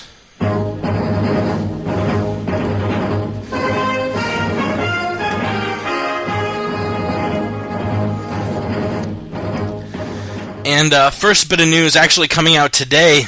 This isn't breaking because it came out maybe about 12 hours ago, but we'll pretend like it's breaking. Breaking news! Forrest Griffin out of UFC 155. Really a shame. Forrest Griffin also from the Ultimate Fighter One House, like Nate Quarry, which, Jesus Christ, I hate doting on it, but what an amazing interview. Out of UFC 155 against Phil Davis. Torn MCL and sprained ACL. Really sucks. they said they brought him into the hospital and they had to draw 20 cc's of blood out of his knee. Looks like we got a caller. Let me bring him in. Hello? Hello? Hey, what's up? Who's calling? Hi, this is Anthony from Arizona. Anthony from Arizona. What's going on, man? Not much. Just wanted to, before we continue the news, I just wanted to call and say real quick, Nate Quarry to listen. That's amazing. I didn't know he had degenerative disc disease. My dad actually has it as well. So I saved that website, and hopefully it'll help him out, like it helped Nate.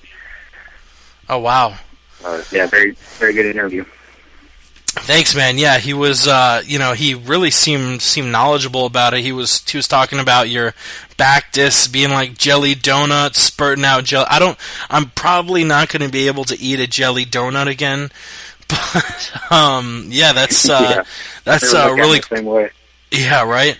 But yeah, definitely pass that info along to your, dad. Yeah, I had I had minor back problems when I was in high school playing basketball. I was working out like crazy. I was literally working out 3 times a day, and I bent over to pick up a recycle bin, and I couldn't stand up. I bent over. I was standing in my garage. Both my parents had left for work, and the school bus was due in 15 minutes. And I had to take out the trash, and I bent over to pick up the recycle bin, and I couldn't straighten out. And like one of those old ladies on the Life Alert commercials, I just was bent over. I was like, oh, what do I do? I can't straighten out. I fell to my side. Thank God I had my cell phone in my pocket. I don't know what I would have done if I didn't, but I called up my mom, and almost like that same old woman, I was like, oh, I've fallen and I can't get up. And yeah, and that's probably 1% of the fear that Nate Quarry felt. He was talking about almost having a panic attack going into back surgery. That's, they say knees are the most sort of scary long-term thing when someone blows out an ACL, but it's got to be back, because when you deal with issues with the spinal cord, I mean, the spinal cord is really, with the exception of your brain, that is the center of all of your movement. You hurt your spinal cord in the wrong spot, you're paralyzed for life. It's a really, really crazy thing. No matter what you do, if you have a back injury, it's going to hurt. You can't lay down. No matter what you do, it's going to be uncomfortable. You're going to be in pain. Definitely. But Anthony, you should definitely call back in. A couple topics I want to broach first, but probably in a little bit we'll be talking about like I mentioned with Nate, talking about what's next for GSP. You should definitely call back in, because I want to chat with you about that. But we're on the topic of Forrest Griffin, torn MCL, sprained ACL. He's out of UFC 155, the UFC's end of the year card. Looking at the light heavyweight picture now, most guys are, kind of busy.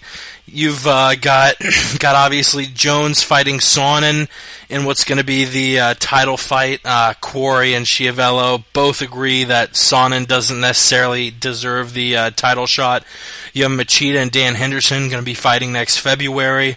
Rashad Evans is going to be fighting Big Nog. You have Mauricio Hua fighting Alexander Gustafsson. Probably neither of them will be available. All of these top guys in the 205-pound division are busy. So for Phil Davis, who most people think is a top 10 205er, who do you put up against him? Yeah, that's definitely an interesting question.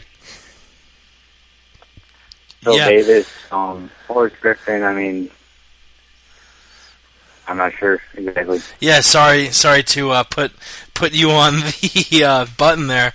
I'm looking at the 205 rankings now.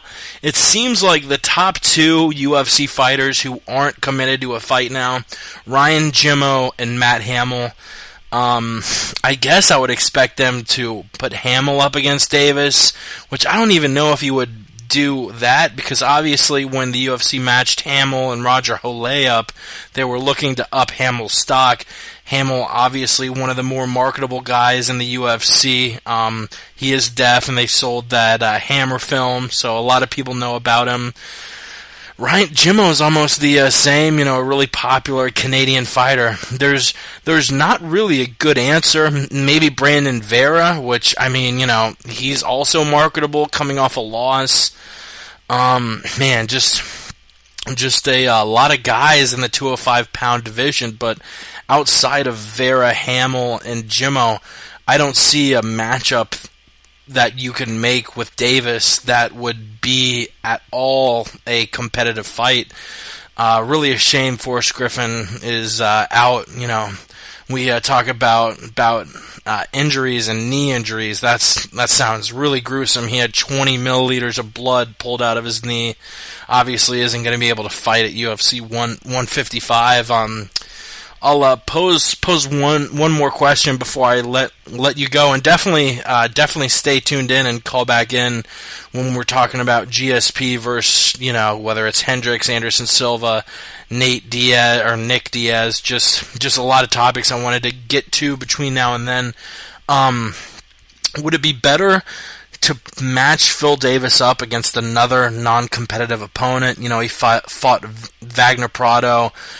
He was matched up against him twice in a row, the first time being a no contest at UFC on Fox 4, and this time at UFC 153, I believe it was, and he won pretty convincingly. Do you put him up against a third straight non-competitive opponent, or do you just completely pull him off the card and wait until you can match him up against another top 10 light heavyweight? I think it'd be better to just pull him off the card and match him up with another top 10 heavyweight or light heavyweight, not that. Well, then the argument's going to come like, oh, okay, pull him against a non-competitive opponent. It's kind of a lose-lose for him. If he wins, they're going to bring it up like, oh, okay, well, his opponent wasn't that good anyway. And if he loses, that's even worse. He's like, wow, he just lost to him. In the case of like Kimbo Slice and forgot one of the fighters from the Ultimate Fighter who basically got paired up against Kimbo Slice to start his career, and I believe Kimbo Slice lost, and the other guy he lost against Roy Nelson during the Ultimate Fighter. That's what it was. Yeah. Roy Nelson, which I believe was the most viewed fight ever in Tough history. Sorry, go ahead. Well, I think it would just be a bad move to pair him up against another non-competitive fighter. He's already done it. He's got to win. Not put him against a competitive fighter and to see what he's got. Definitely. When you actually brought up Kembo, the first thing that came to mind was him versus Houston Alexander. When he fought Houston, everyone was saying Houston Alexander was probably going to beat him, and Kembo comes out and beats Houston Alexander. That pretty much ruined his career. I mean, that ended him. If UFC won, and Anthony, I completely agree with you. I think you just pull Phil Davis off of the card. You have lots of light heavyweights fighting soon, or have just fought. You had I'm thinking you had. Having a brain fart. No, but a lot of these guys, Machida and Henderson, fighting in 2 months. Hua and Gustafsson obviously fighting this Saturday. Maybe put them against the winner of that. You have Ryan Bader versus Vladimir Matyushenko. I had to look at the name and make sure I could pronounce it right. Fighting in a month. Maybe put him against the winner of Hua Gustafsson. Maybe put him against the winner of Bader versus Matyushenko. Probably Bader.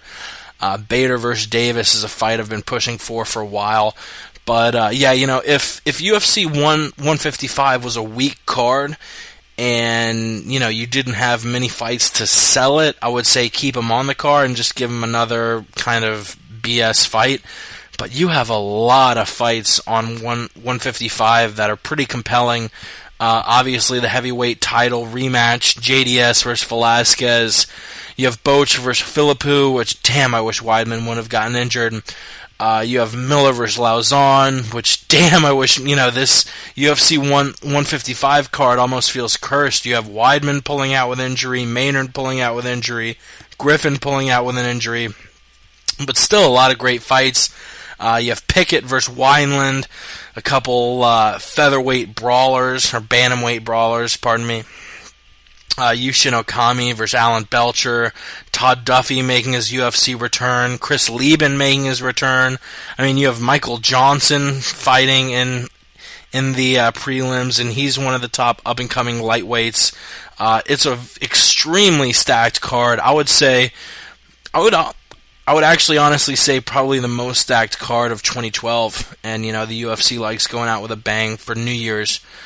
It's a stacked card, so you don't necessarily need to have Davis fighting another no-name, and all him fighting a no-name is going to do is risk his stock, which, Davis is so all-around skilled. He has good striking, he has good wrestling. I don't necessarily see him losing to one of these guys, but, he just fought Wagner Prado twice. He deserves a top matchup. 3 straight fights against a no-name is just not fair to a Davis. Yes, he did lose to Rashad Evans, but in my opinion, Evans is the number 2 205er in the UFC, so you can't really hold that against him. He has excellent wrestling. His wrestling is so underrated.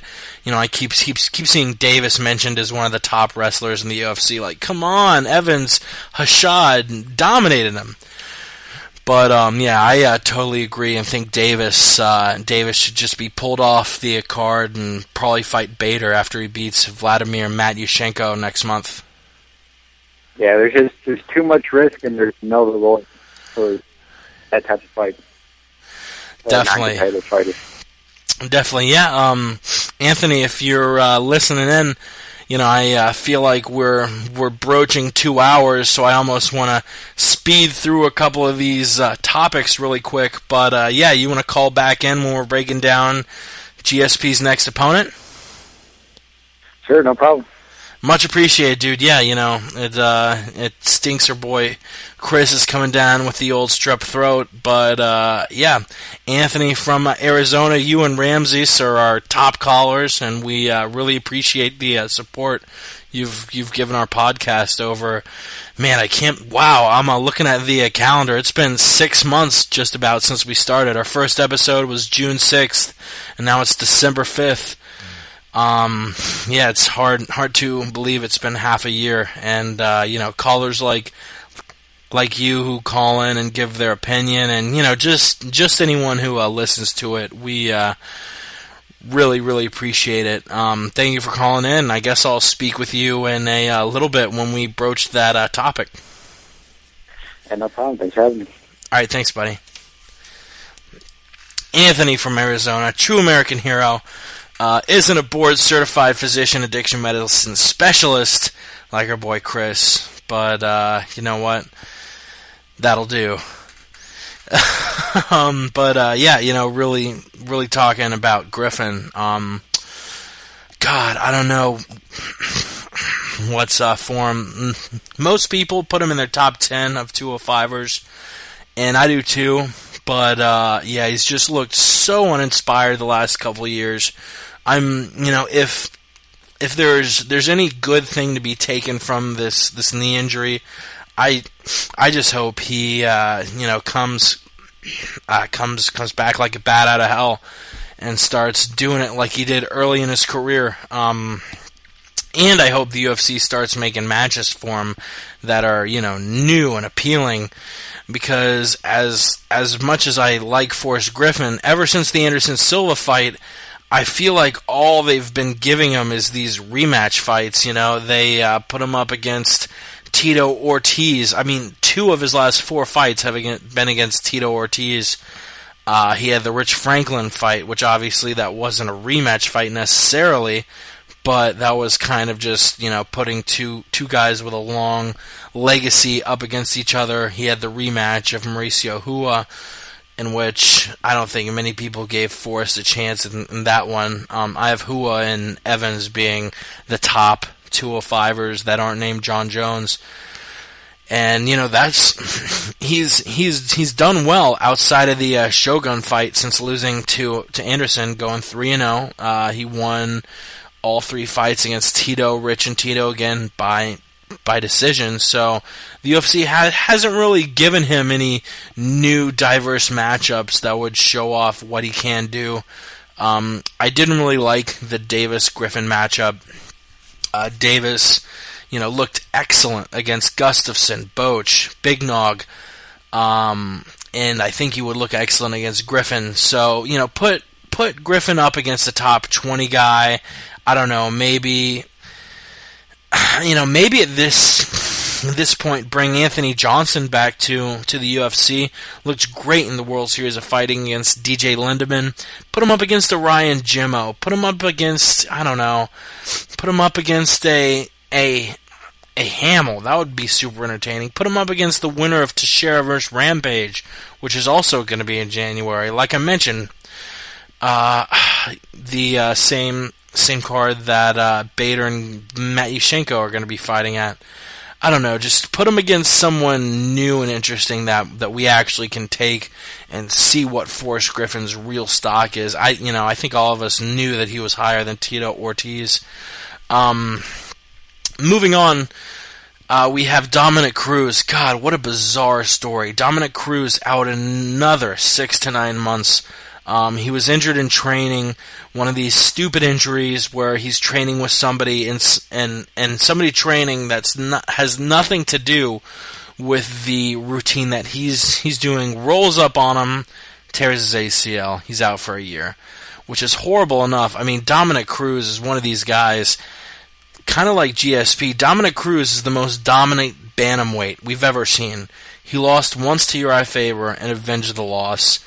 And he's 19-1. He's beat the who's who. He's beat Demetrius Johnson, the current flyweight champion. He's beat Faber, like I mentioned. He's beat Young Guns Jorgensen, Joseph Benavidez, Brian Bowles, Ian McCall. Kind of beat the who's who of the featherweights, and McCall, Benavidez, and Demetrius Johnson. Beating a ton of guys. I really do want to see Renan Barão versus Michael McDonald. And him being out another 6 to 9 months. I don't really like Cruz at all. Just from a fighting standpoint, I'm not really a fan of that style of popping back, kind of doing the jab and step back move that he does all the time. But man, it's really hard to see a story like this. He opted to have the ACL surgery where you've got a cadaver ACL put in, and God, it's such a bizarre story. I'm almost struggling just because I don't know really the specifics of how it happens. But he has a cadaver ACL put in, and his body rejects it. I've never heard of this. I've heard of tons of ACL surgeries with tons of athletes, hockey, football, MMA. You had GSP just have an ACL surgery. I'm not sure if he had a cadaver ACL. I think he did. But his body rejects this ACL put in his knee from a cadaver. And he's training, and it just pops because his body rejected it. And if you watch the video, you really got to sympathize with the guy because he's tearing up. He's like, man, I'm sitting for a year, and now I'm out another 6 to 9 months. Dude hasn't fought since October 2011. It's been over a year. He's probably going to be on the shelf for 2 years. His last fight was against Demetrius Johnson at UFC Live, Cruz vs. Johnson. Like I mentioned, I'm not a huge fan of his style. His last 4 fights have all been 5-round decisions. A split against Joseph Benavidez, being the only non-unanimous one. And I was really looking forward to Renan Barão, who's on a streak of his own. The dude started his career 0-1. It's so wild. He lost his first fight, and since then he's won 29 in a row. And his last 4 wins have been incredibly impressive. Winning against Cole Escovedo, Brad Pickett, Scott Jorgensen, and Uriah Faber. Obviously, the fight against Faber being the capstone of those. Just recently at UFC 149, July 21st. But luckily, we will have a interim bantamweight championship between Renan Barão and Michael McDonald. Michael McDonald's on a run of his own. He's 15-1. He's won his last 8. But he doesn't really have the strength of schedule, so to speak, as Renan Barão has. Michael McDonald has fought guys like Chris Carrizo, a similar opponent as Renan Barão, Alex Soto, Miguel Torres, who was once the top bantamweight in the world, finished Torres with a KO in the first round at UFC 145. Very much looking forward to Renan Barão versus Michael McDonald, but we all know Renan Barão is going to be a huge favorite. Probably is going to win that fight. Super explosive black belt in Brazilian Jiu-Jitsu. So yeah, personally, I have Renan Barão winning that one. Man, and it's just another one of these crazy injuries going on. And speaking of these wild injuries, I think that segues pretty nicely into this week's version of Unsolved Mysteries.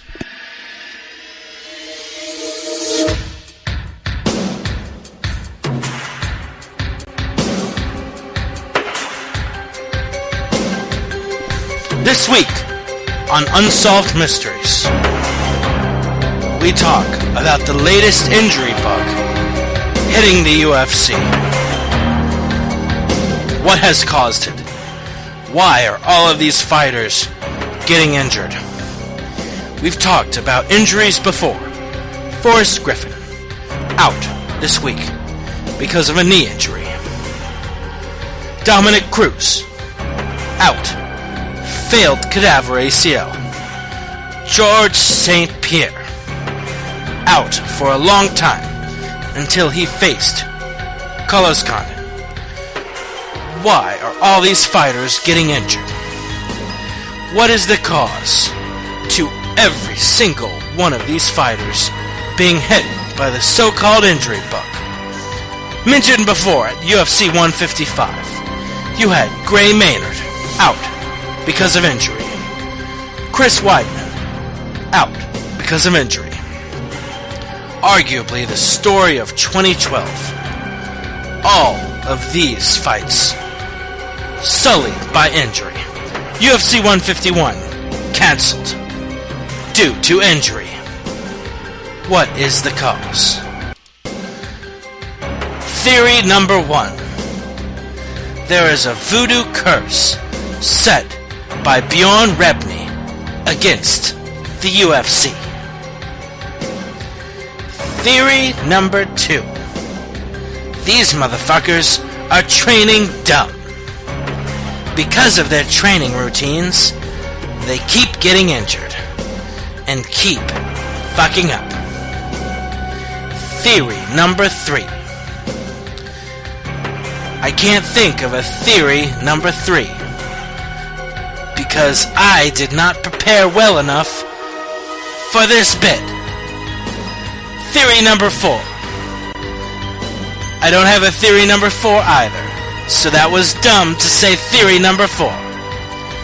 If you have any information, please call your local authorities or 911. This has been Jake Stack for Unsolved Mysteries. And just a few more fight announcements. Ramses, it looks like, is calling in, but I want to get to a couple more topics before we bring him on. Want to shout out the fights I'm pumped, or not just fights I'm pumped for, but upcoming fights that have been scheduled really quick. Actually, you know what? Fuck it. I I can't turn him down. He is insatiable in all forms of the word. Let's bring him on. The beautiful bastard, Ramses. I'm calling him right now. Obviously, there's no tone. Ramses, what's up, buddy? Hello, how are you doing? Can you hear me? I can hear you. This is Robert Stack with Unsolved Mysteries. That was one of my favorite shows, man. I have the whole box set. Dude, it's downloaded in digital, but I got it. That show creeped me the fuck out. I was a kid when it came out. I would go around the entire house, lock every door before I saw it on. Not only is Robert Stack a creepy motherfucker, but that music is probably the creepiest music, like the creepiest thing to anything I've ever heard in my life. Yeah, I used to watch that show and believe everything that they said. Right? God damn, it was pretty crazy. Yeah, I wanted to bring you on. I was gonna break down these 3 fight announcements solo, but I figured I would bring on Ramses, the man known for his MMA roundtable appearances. I wanted to talk about a couple lighter weight fights and a heavyweight fight that was made. The first lighter weight fight, Ian McCall versus Joseph Benavidez at UFC 156. Kind of an intriguing match. You have Ian McCall, who put up a really good performance against Demetrius Johnson when they fought originally. Didn't really put together a good performance in the second fight, fighting Joseph Benavidez. Both of them had really, really great streaks going until they fought Demetrius Johnson. Actually, both of them won 4-fight win streaks before they fought Demetrius Johnson. Who do you have winning this battle of the flyweights? Probably will get the next shot at the flyweight title after John Dodson. Yeah, that's the thing about these guys. They're both coming off title losses, right? Or title contendership losses. Yeah. I don't like, and it was both the same guy, Demetrius Johnson, right? And it's like, which one looked better against Demetrius?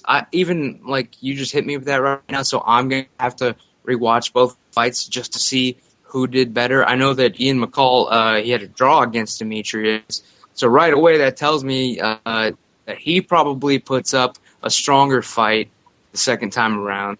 But as far as Benavidez, man, his last fight, he did not look that great. Sure, he was fighting like one of the fastest fighters in the UFC, Demetrius Johnson. But Joseph Benavidez, there was something off about him. So I'm going to say that Ian McCall is probably going to want it more. He looked better against the current champion of that division. So he probably has the better shot coming up again if they go face-to-face. Ian McCall, if I had to call it right now. Yeah, I sort of err on the same side. Even though Joseph Benavidez's loss at UFC 152 against Demetrius Johnson was a split decision, I think Ian McCall looked more impressive in that first fight against Demetrius Johnson. I don't know how they gave that first fight between McCall and Johnson to Demetrius Johnson. In my opinion, this should have been the match that was made for the flyweight title. Ian McCall, obviously coming from a rocky road, on the MMA Hour, stated that during a hiatus in his last fight with the WEC, he overdosed on like oxycodone and GHB and Xanax. Woke up a couple days later in a hospital, found out that his breathing and heartbeat had both died. I mean, a really, really wild story. Recently was arrested off of some BS warrant that was put out for him. I really do think that these guys, even more than John Dodson, are far and away the top contenders in flyweight, and we will see both of them fight for the title. But I do agree, just the way their styles match up. Ian McCall didn't look that good against Demetrius Johnson's wrestling, but he's learned a lot. And just, as far as who wants it more, Ian McCall, just watch the very end of that McCall-Johnson 1 fight. He's punching him in the back of the head, screaming, "Ah!" That was a wild moment. And I'm probably a little... video where they... did you see Dana's vlog where he actually, broke the news to Ian McCall that was actually not a lot, or sorry, it was a draw. Yeah. Have you seen that clip before? Yeah. That was some real shit there. That's when you know, like, some real shit went down in the UFC that time. And that guy's a real fighter because he stood there and took it like a man, and he got right back in there with just as much confidence, ready to win it again. I actually thought he was going to win that fight I thought he was going to win the title. But, that's that speed, man. Who's got an answer for that? Nobody right now. I don't know, and speaking of that, it was that same speed that McCall showed. I don't necessarily think Mighty Mouse is a faster fighter than Ian McCall, but it was the speed of Mighty Mouse that really took Benavidez for a ride. Benavidez, one of these alpha male guys with really great wrestling, a really great base, but doesn't necessarily have the flashiness of a McCall Johnson. And I would love to see a rubber match to Demetrius Johnson versus Ian McCall. That would be fucking excellent. Another fight with a couple of little guys. Uriah Faber. Thank God he isn't fighting Vaughn Lee, because I don't think any of us thought Vaughn Lee had a chance in hell at beating Uriah Faber. He just lost to, he is a decent fighter, but TJ Dillashaw is the scrub of alpha male, and Uriah Faber is the top dog of alpha male. And how are you going to lose to the scrub of alpha male and then take on the top dog? I don't know. Luckily, they just canceled that, and they have Ivan Minjavar versus Uriah Faber. Minjavar looking really good. He pulled off a slick first-round submission against Azamat Gashimov, which, if my mispronunciation didn't alert you to the fact, kind of an unknown fighter. I have Faber in this one. What about you?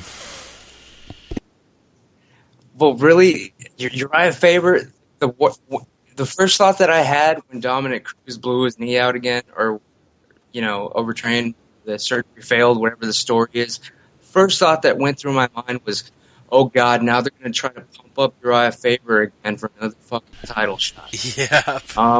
And that's where it's headed. We all know it, because Barao can't speak English. That's what it breaks down to. Right? And Uriah Faber, he's got a best-selling book. He speaks English. He goes on podcasts. He'll talk circles around your ass. He'll do commentary. It's obvious who's going to make the most money in the UFC as far as pay-per-views goes if they're champions. So yeah, they're going to set him up. That's what I'm getting to. Uriah Faber, they're going to set him up with fights. Now that Dominic Cruz is out again, it's all the more reason to start pumping him up again. So I see him taking this next fight. I didn't throw him an opponent that was worthy. I mean, damn, I can't even name him right now. I have no idea who the fuck he's fighting, dude. You just named two guys, Vaughn Lee and I guess the new guy now. Ivan Minjavar. How do you pronounce? Nobody knows. That's how you know Uriah is getting set up again for the title shot. It makes me sick. I hope it does to you guys too, because Uriah's great. He's a great fighter. He's a great UFC fighter. Like, everyone loves seeing him, but like, you don't want to see people be constantly pushed, like purposely, up by owners and the promoters, boxing. You don't want to see that, and that's what we're seeing with this guy. Yeah, hey, give me one second. You're cutting MMA in and out. I'm gonna switch back over to a different internet connection. If you're listening to us live, bear with us. It should only be about 20 seconds. I'm gonna switch over. Hold on 1 second. All right, there we go. Are you there? Ramses? Should be. If you can hear this, I'm back. All right, cool. Yeah, for sure. I just wanted to. God, I'm really gonna miss Chicago, but the one thing I'm not gonna miss is this horrible ass fucking internet. Call them out, dude. No, fuck Comcast. Comcast is horrible. If you have any way to get an alternate from Comcast, please do it, because Comcast sucks a fatty. It sucks a giant, big, fat penis, and that's what I'm talking about, man. Fuck Comcast. You suck. I have the same opinion, which is who else is there? But they both suck. Yeah, fuck Comcast and fuck Time Warner. Which, before we move on to the heavyweight fight, Mark Hunt versus Stefan Struve, were you listening to that Nate Quarry interview? You there? I think we may have lost him. Ramses? Oh, wow. Hold on 1 second. I'm going to switch back. Thank you, Comcast, for being horrible at your job. There you go. I think we're back on. We aren't back on Ustream. Let me reconnect with them. But we are live on our iTunes and Ustream feeds, so shout out to everyone listening to us on iStream and Utunes. Wow. On iTunes and Ustream. Or goddammit, iTunes and YouTube. What the fuck? But yeah, what did you think of that Nate Quarry interview, Ramses? Oh, let's call him up. Apparently we lost signal with him as well. Yo, what's up? Yeah, fuck Comcast in their tiny little butts. They probably just did that on purpose. Yeah, like, oh, you're gonna talk shit? How about we rip it out again? They're listening. Trust me. Oh, they're fucking always listening. And I'm moving back to Florida with a beautiful Bright House network and their beautiful internet. But yeah, really quick before we get to Hunt versus Struve, what'd you think of that Quarry interview? That was some really deep shit. I was gonna say, man, you did an excellent job flying there solo. I appreciate it, man. It was just like, I felt you were talking about, your co-host Chris, who is not here with us, or was not here with us. You felt his pain. I felt his pain too. I felt it even worse. All I wanted to do was just like ask this guy, like jump in and like ask him a couple questions, especially like if you had, when he went on about the whole Jehovah's Witness thing being whole bullshit and brainwashing and a cult. Yeah. Like, if you had just told me that the guest on today's show was going to be a Jehovah's Witness who turned his back on it and just decided to go his own way, I would have called in with like the same amount of like vigor and interest and curiosity. Like, in the fact that he was like, all right, I don't believe in this Jehovah's Witness shit anymore. I'm going to actually not only turn my back on that religion, I'm going to start getting in cages and fighting for a living. Like, how fucked up is that? How much of a 180 is that? He said he played absolutely no sports, and then at 24, he just decided to start cage fighting. That's a lot of rage to let out, man. That's awesome. That was a great interview. He stuck on long. Yeah, it was like, wow. That guy could he needs to do his own podcast or something, man. He does. And he wasn't ever, he never lost my interest. That was for damn sure. That guy was telling it like it was. He was talking about real life shit. He was honest. That was the thing. He was honest, and he actually like related that into the MMA podcast, mixed martial arts. That was a really great interview. Totally solid. Yeah, I just wrote up a bunch of generic questions. I mean, I really don't want to take any of the credit, because the fact that he was a Jehovah's Witness and all that was on his Wikipedia, it wasn't anything I really needed to dig deep for. But yeah, that was really crazy, and he gave a lot of really, really sincerely honest answers. I dated a girl in high school who was in a cult, and that was crazy enough to be in a cult yourself and have the wherewithal to take yourself out of it and fight in the cage. I mean, that shit about his mom, who he doesn't have a relationship with unless she needs something. That was, that was painful. But yeah, huge shout out to Quarry. That was the most memorable interview we've had thus far. But yeah, great flying solo, man. Thanks, buddy. Is it really the first time you've ever been doing the show, like a solo interview? It was my first solo interview. There was one moment, I guess, like maybe 5 or 10 podcasts back, where Chris forgot he had laundry at a laundromat, or at least forgot to tell me. And I'm like talking about something. I'm like, blah, blah, blah, blah, blah. Chris? Chris, are you there? And then I look at our Skype I think chat. I was on that one. That's probably like my first call or second call. Yeah, and he's like, bro, I totally forgot I've closed at the laundromat. And I was like, oh shit, and I just like talked for 20 minutes straight, and then he like arrived home and said he heard shit coming out of his mic and was like, and I was like, oh hey, what's up, dude? I was just talking for 15 minutes straight.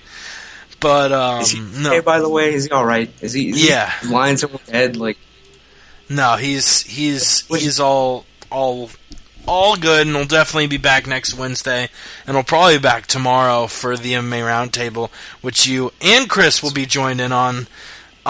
Really quick before we get into the fights that I'm pumped for, Mark Hunt versus Stefan Struve. Who do you see winning this? I see Struve just because his last wins are against more impressive opponents, at least to me. The fight against Stipe Miocic, I think, goes a long way. All of his last 4 fights by not a decision, but by finish. He has 2 TKOs, 2 submissions. Really, really impressive fighter. I mean, I'm sorry, but Mark Hunt lost to Sean McCorkle. Come on, son. If you're going to lose to Sean McCorkle, you're really going to beat Stefan Struve? I don't think so. Internet, man, the goddamn internet. But Mark Hunt and Stefan Struve, to tell the truth, I don't like either of them as fighters. None of them are, like, I don't care about them. I honestly, like, yeah, Stefan Struve, is he still the tallest fighter in the UFC? Is that his only credit?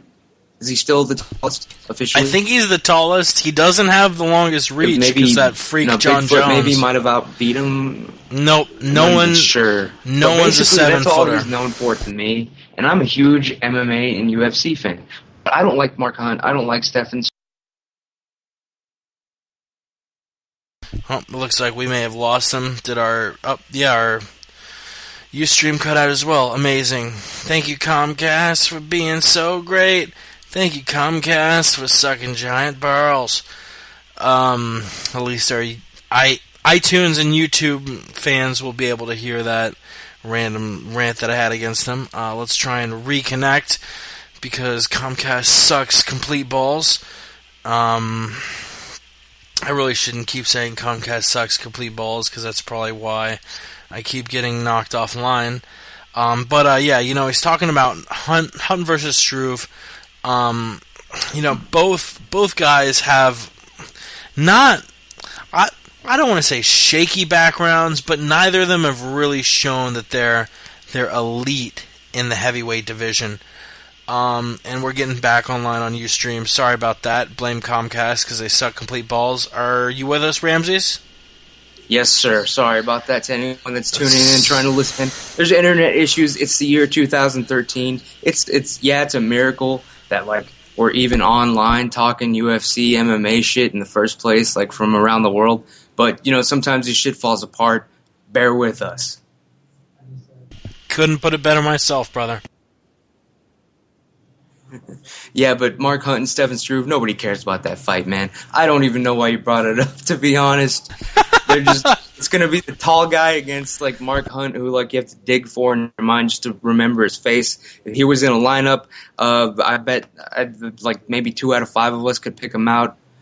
This fight is just a filler, man. It's like when you buy the album, you put the CD in, you're going to skip that track every time. Stefan Struve versus Mark Hunt, it's filler. Definitely. It is the fat Hawaiian versus the tall Dutch guy. Let's just move straight on. If you want to bear with us for the fights that I'm pumped for. Unfortunately, we weren't able to talk to you about the fights you're pumped for, so this is going to be just based around the fights I'm pumped for. Let's hit the music.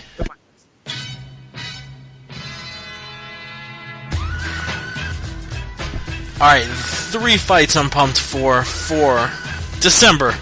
2 of them coming from this Saturday's card. Really looking forward to both BJ Penn, Roy McDonald, and Nate Diaz versus Benson Henderson. God damn, both of those are going to be barn burners. Obviously, BJ and Rory have a little more bad blood between them. And I really think it's a little bit of a stylistic quandary for both guys. Penn has really looked lackluster against guys who push the action. Rory's called a mini GSP, and even though I do think GSP illegally greased, it's not going to be easy for BJ Penn. Rory McDonald's the same exact way. He's really going to need to bring it. I'm really looking forward to that fight. We also have Nate Diaz versus Benson Henderson. It could go either way. We saw how close a fight Benson Henderson versus Donald Cerrone was, and we saw how lopsided a fight Nate Diaz versus Donald Cerrone was. So if we have that same Nate Diaz coming against the cage against Benson Henderson, he's going to box the fuck out of Bendo. But, you saw Diaz get tossed around at welterweight. Bendo's a strong lightweight and could just do that same tossing that he felt against guys like guys like Dong Young Kim, guys like Rory McDonald. Bendo's a strong lightweight. We don't necessarily know what's going to go on there. Yum Yum Kim cocksucker. And the other one, Junior Dos Santos versus Cain Velasquez too. Oh god, that is going to be such a good fight. I think we all know that this fight won't end in a minute and a half like the first one. I don't want to say that first fight was a lucky shot, but it was a fortunate shot. And I don't see JDS being able to land that same shot against Cain Velasquez. I think it's going to be a much closer fight than the first. I think Velasquez got a good shot against Junior in this one. I don't think Cain's going to win. I think Junior is a legitimate heavyweight champion, but I think it's going to be a close fight. And yeah, those are the 3 fights I'm pumped for December. You have any comments on those 3 fights, Ramses? You with us, Ramses? Damn internet connection. I know, man. Believe it. Fuck the internet. Are you with us? Alright, I'm getting a good connection on my end, so I guess it's you.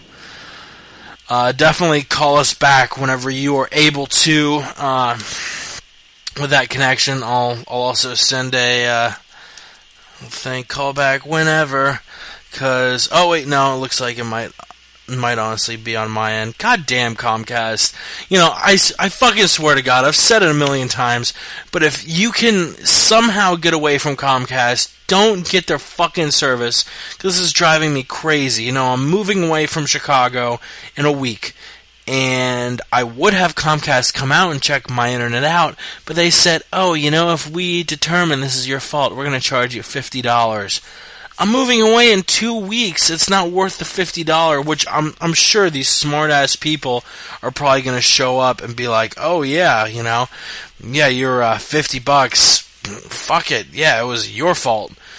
With zero grounds to say anything about it. Just, I guess this is going to be a podcast for our iTunes and YouTube listeners. Really sorry, we do really try and encourage people to listen live, but starting with our podcast in 2 weeks, December 19th, we're going to be, or at least I'm going to be back in Florida, and I host all the calls, and it'll be much better all around. I do apologize. I think we're back on Ustream now. Are we? No? Yes? No? No? Yes? Fucking man. Really, really incredible how Ustream, or how not Ustream. Ustream's great. Comcast is fucking me in the ass. But I'm sorry for all that discourse for our iTunes and YouTube listeners, because you guys haven't done a thing but hear me berate Comcast randomly. So I will trek on, even though it appears that our internet is still somehow failing. God, it doesn't matter whether I'm connecting to the internet that I pay $80 for or connecting to my neighbor's internet that I pay $0 for. It's all fucked, because Comcast is a piece of shit. And that ends my rant on Comcast. Looks like we're back. Yeah. Yeah, we're back on Ustream. What's up, Ustream listeners? Fuck Comcast. Sorry for that once again. And sorry for our iTunes listeners who will listen to this back on the archive. Be like, dude, just stop talking about Comcast. I don't give a shit. Moving on, we have one more really topic that we want to broach, which is this GSP match. What is next for George St. Pierre? We talked briefly with Nate Quarry about it, whether he should get Johnny Hendricks next, whether he should get Nick Diaz next, Anderson Silva next. Corey really made a great point in that, it is a money business. They don't give a shit about who deserves it most. They give a shit about the money. And the money is all about GSP Silva, which sucks, because really long term, I think the money might be in GSP Hendricks. You have, whoever loses GSP Silva, their pay-per-view stock is going to be lowered significantly. And, you have this back and forth, Anderson Silva saying that George St. Pierre camp doesn't want the fight. The Jackson camp saying we're training for Hendricks. GSP saying he isn't ready for that kind of extreme cut. All of which are salient points, but really I think the most salient point in all this is that Johnny Hendricks deserves this spot more than anybody else. GSP is really the best welterweight in the history of the UFC, and I truly do think Hendricks he poses a unique challenge to George St. Pierre.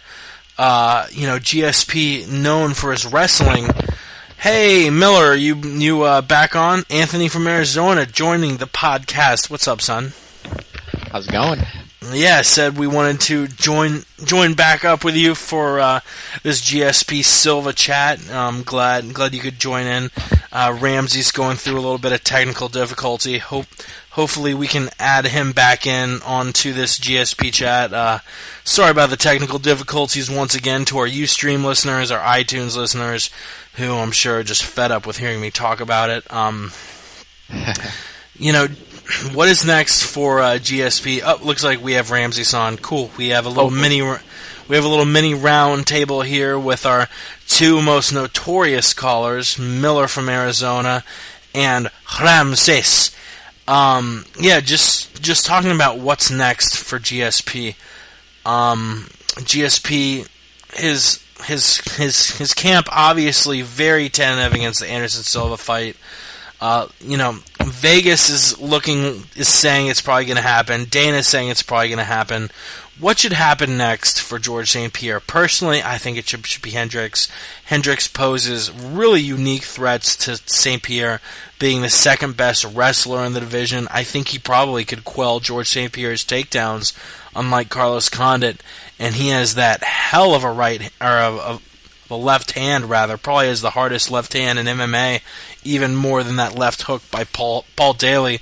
I really think the only punch in mixed martial arts that's comparable to Hendricks' left hand is Dan Henderson's right hand.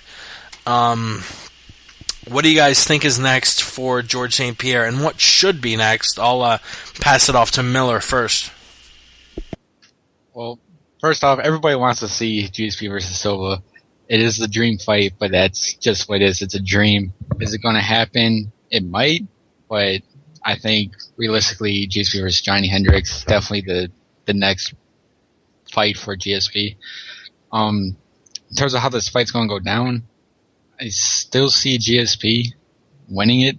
However, Johnny Hendricks, once he gets past the first round, I don't think he has finishing power. If you look at his fights, he's finished Martin Kampmann first round, John Fitch first round, but if he doesn't finish that first round, he almost always goes to decision.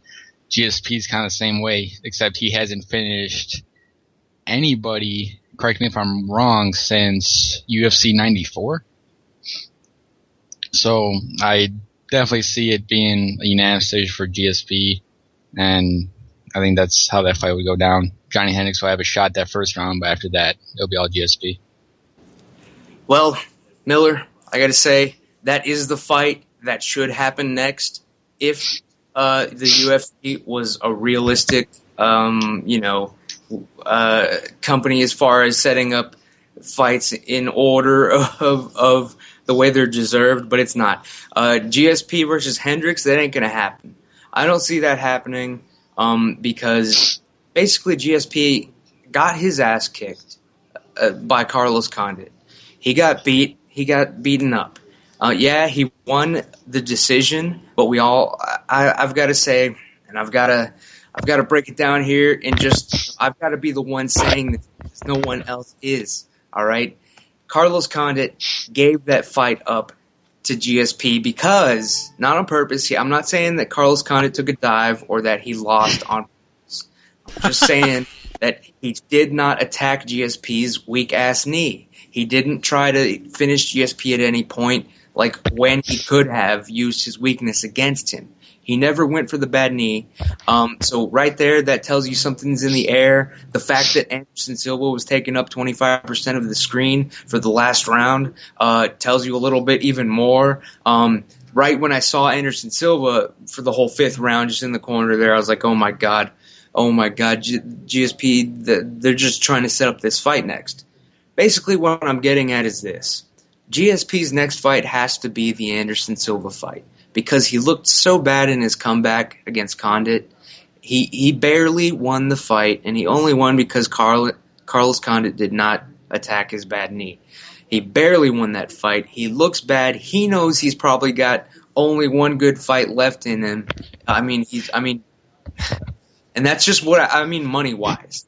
And that's the Anderson Silva fight. After that, it's gonna be something bad's gonna happen to this guy when they put him up against Hendricks if he does somehow survive the Anderson Silva ordeal. And he's wanting $50 million for this shit. He wants $50 million to fight Anderson Silva.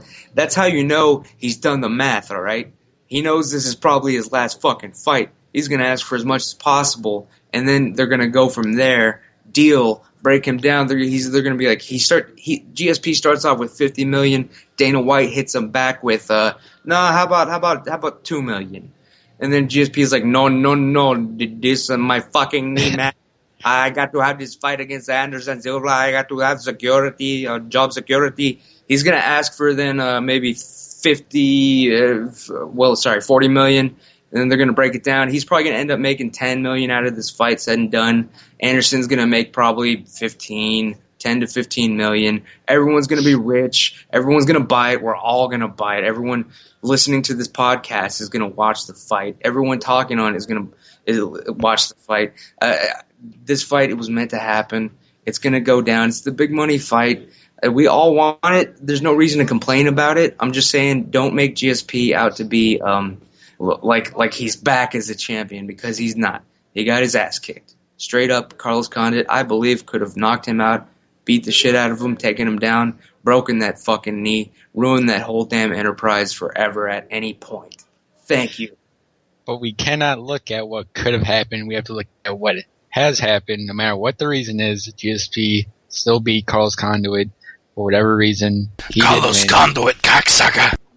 Yeah, and I think I know GSP has come out and stated that he does not want a Anderson Silva fight. Anderson Silva has also stated that he wants this fight to happen on his terms and that he does not want to do it unless he feels that GSP is fully 100% in it. So I do not see this fight happening. That's just that's just negotiation tactics, man. They're just playing it for the crowd. They're all acting like they don't want the fight now, just because Dana White said this fight is going to happen. Dana White guaranteed that the Anderson Silva versus GSP fight would happen. That was a big mistake. He's a promoter. That's what he's going to do. He's known to hype shit up like that. He's not just the promoter, though. He is the president. He's going to make this fucking fight happen. He basically said to Anderson Silva and GSP, name your price. Like I've been saying. He said to them, name your price. By guaranteeing the fight would happen to the fans. He's already promised the fans he's going to deliver. The this fight is going to happen. So now both camps, GSP and Anderson Silva, they're going to want the biggest amount of money they can after it. So they're both going to be claiming, oh man, I don't want this fight. I'm not ready for it. Oh, it's going to take a lot to get me to work. He's going to have to be at this and that and the other thing. No. It's all about the bottom line with these guys. It always has been. It always has been. Shazam, bitches. Definitely, yeah. I don't know what to believe here, because I don't know if I've ever seen a fight where his camp rebels so hard against it actually happen, and obviously GSP's camp is rebelling hard against Anderson Silva versus GSP being made. Obviously, you have Dana White lobbying hard for it, and Vegas, which is usually a good sign of what's going to happen, they're saying, yeah, this is probably going to happen.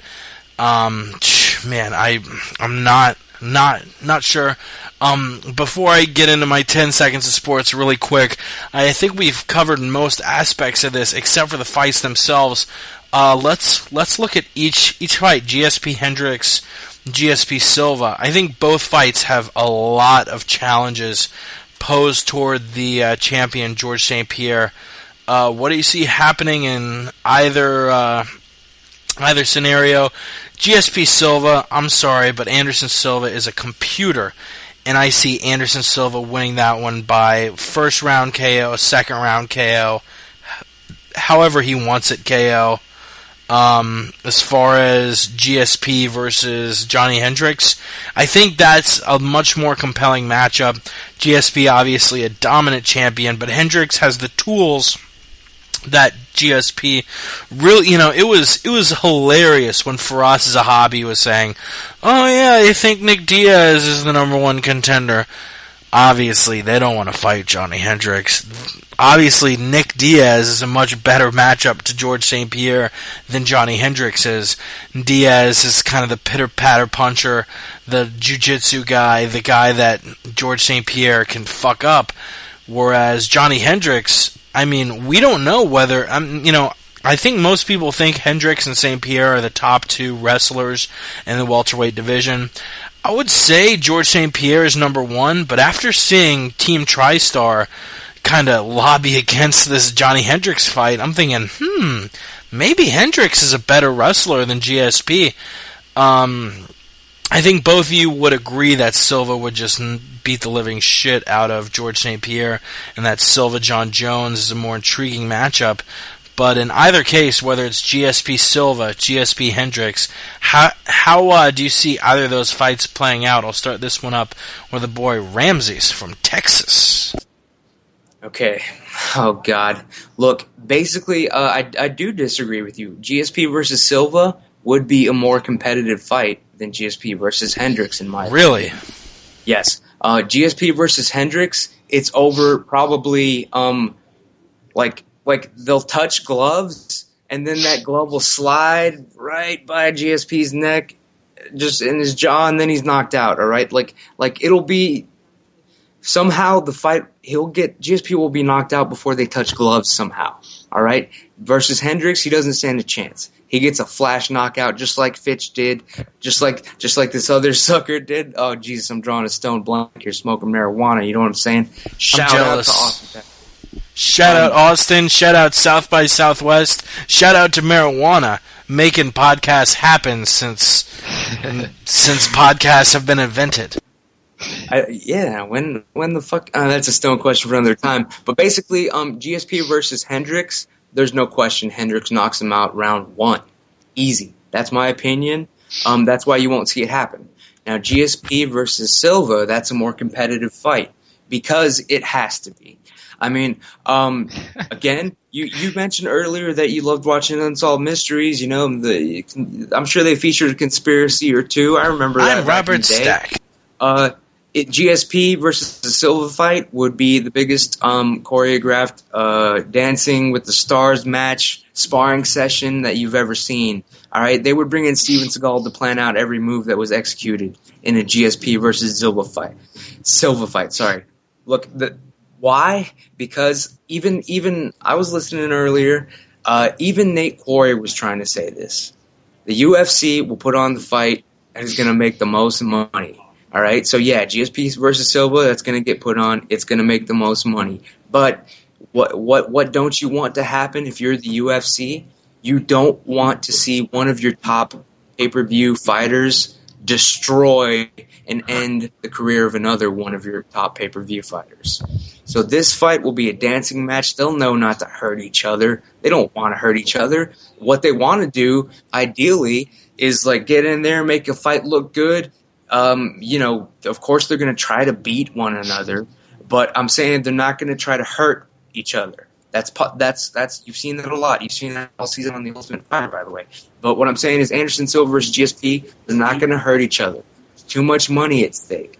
With what their best thing to do, their best outcome would be, just a close decision, going all 5 rounds against each other. That way, all the fans are happy. No one wins or loses because there's always going to be that debate on both sides of the GSP versus Silva fan camp.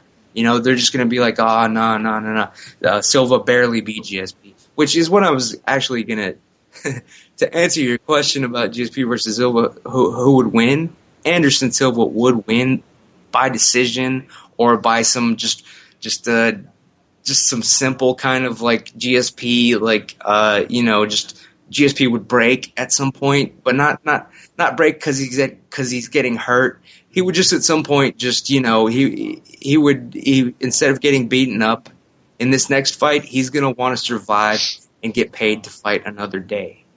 That's my opinion. GSP versus Silva takes it, but they're not gonna hurt each other. But Hendricks will hurt GSP. He will punch him in the face. He will try to put him in a coma. He will go for that fucking knee. He'll blast the hell out of it. He wants that title. There is no soul in his eyes. I've been trying to say this to you people. What do you think? Miller? GSP versus Anderson Silva. I do give it to Silva, hands down. However, I disagree that it's going to end with a decision. I know GSP definitely has no chance of finishing Silva, let alone winning. But I think Silva will manage to finish GSP. Not necessarily hurt him. You can knock somebody out and they're still fine. He will get finished. I almost guarantee if he faces Anderson Silva. GSP versus Johnny Hendricks. I was kind of mentioning this earlier, but I think if GSP can survive the first round versus Hendricks, that he will win without a problem. 1,000% more concise than Ramsey's, but so you think it would be no, dude. I mean, really, it was beautiful when Quarry. I would ask him a 5-worded question. He'd go off on a tangent. Dude, I'm still beaming about that Quarry interview. He was open as fuck. He talks some shit about Son, and he talks some shit about man Chael Sonnen. He talks shit about Sonnen. He talks shit about Front Row Brian, which, in all honesty, fuck Front Row Brian. But hold on, wait a second, wait. No, I must have been like I can't say what I was doing at the time, but I think I must have just Front Row Brian. Tell me, and what happened? Front Row Brian has kind of been notorious for calling Nate Quarry a bum and whatnot. And I was talking to Quarry, and I was, I forget the exact question. I think I just asked him, about fighting and stepping in there, and he on his own started talking about how he hates these internet commenters and how they have no guts and how they just sit in a chair and insult people. And I think the exact quote, that sounds familiar. Yeah, sounds like the exact quote was, "What a hollow, empty life you have." And I was like, and it was actually from Chris. I won't take any credit from it. Chris was listening and sent a direct message and was like, "Dude, you gotta ask him about Front Row Brian." And I was like, "Yeah, there's this feud between Front Row Brian and you. Front Row Brian's calling you a bum, etc., etc." And he's like, yeah, it was really random. This guy started saying he was going to get signed by Spike TV's MMA Uncensored.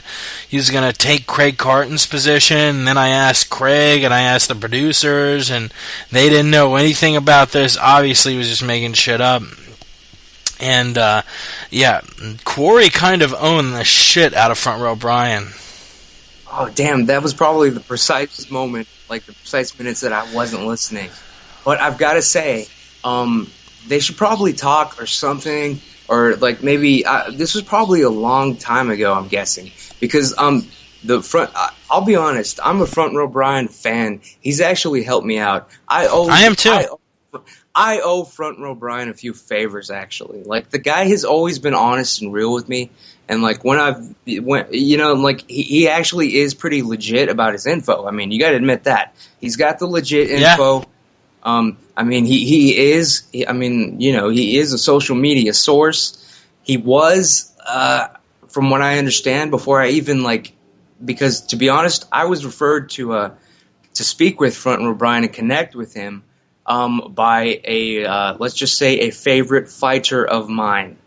Okay. Chills on him. What you're breaking up, man. You're sounding Hispanic right now. But Front Row Brian he's actually made an effort to, from what I understand, he was kind of like an obscene, like a bloodstained lane, like in your face kind of tweeter, social media, UFC, MMA hater, but not a hater, but you know what I mean. He was out there. But what I understand now is that he's kind of tried to turn around his image. He's not the bad guy. At least he's never been to me. And that's all I can speak of in my life, what I know and what I've seen. He's actually been a pretty nice guy. He's helped me out a bunch. And so I think that Nate Quarry and whatever went down with Nate Quarry and Front Row Brian is probably a long time ago, man. They probably need to just hash it out like over 2 tweets. Just hug it out, man. Yeah, like a Twitter beef, man. You just need to squash that shit. Because Front Row Brian's legit. And that's all I got to say. Damn, for sure. Yo, you guys should stay on the call. Like I do every week, I have my 10 solid seconds of sports, and then I want to send another little note out there, and then I want to break down one more topic, and then break down UFC on Fox, and in what has been an awesome podcast. It would have been even more awesome with Chris. We hope you feel better soon. Really quick, let me hit my 10 solid seconds of sports. I got to catch my breath real quick.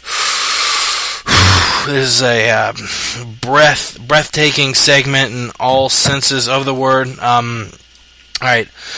Alabama barely edged out Georgia for the SEC crown and demolished Notre Dame national title game. NHL owners and players come closer to the deal and seem optimistic. Oh shit! God damn it! It wasn't the sound effects weren't even playing. This is what happens when Chris. Man. This is what happens when Chris isn't here. You bitches. I'll get the sound effects. You want to do it again? I'll lay down. I got it going. I have no idea why, but iTunes was turned all the way down. All right, internet. Fuck yeah, internet. Ready? Alabama barely edged out Georgia for the SEC crown and will demolish Notre Dame in the national title. NHL owners and players still closer to a deal. Seem optimistic. Still, fuck Gary Bettman. Lots of trades in baseball. NFL playoff race heating up. Malzahn and Bylum and Joe and Auburn, Arkansas, respectively. Kobe Bryant, youngest player to 3,000 points. Lakers suck. I just came all over the place. And really quick, there was one sports topic that, we never talk about any other sports, but really a lot of tragedy hit the Kansas City Chiefs. I was player. If that was in your 10-second tweet, I couldn't tell. I was going to ask you. I didn't want to add it into this Rush thing because I felt like it would kind of be a little bit off. Too soon for the internet. Yeah, exactly. The internet needs like 20 more minutes. Yeah, just really quick, Jovan Belcher obviously kills his girlfriend, then kills himself. If you're feeling any kind of feelings like you want to kill anybody else, kill yourself especially, call up a counselor. They have national suicide prevention hotlines. Call up one of them because, whether it's an NFL player or just a random person, suicide is really a tragedy in all senses of the word, and call up a counselor, and some dark shit going on there. Really, definitely. I'm not a religious person. Too. Right? I mean, his coaches saw it happen. That's some intense ass shit. I read that, I don't know if it's confirmed. I just read it on Yahoo, I think. So who the hell knows this is true? But I think like he walked up to his coaches and his head coach and his general manager. I don't know their names. I'm not Scott Pioli and Romeo Crennel. There you go. Thank you. And he shook their hand, said thank you, and then just iced himself right there. Just gunned down himself. I heard his mom saw him like heard a gunshot, rushed upstairs, saw him kiss the chick he just killed. Which, I mean, you know, people are saying R.I.P. Jovan Belcher. Rest in fucking hell if you kill somebody and then take a coward's way out. I'm fucking sorry, you know.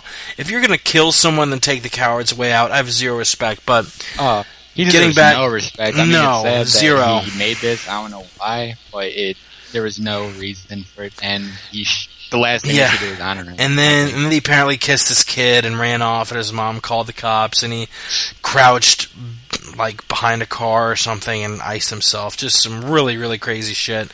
Prayer, you know, I'm not a religious person, but prayers to their family and everyone involved with the organization. Moving briskly on, really quick. You know, it's a topic we're going to talk about next week when we have Chris back on. I want to talk about Strikeforce being folded into the UFC, fights which I want to see, and these 5 fights which I thought of. I want to see Barnett versus Big Nog 3. I want to see Daniel Cormier, John Jones. I want to see Marquardt fight the winner of Penn McDonald.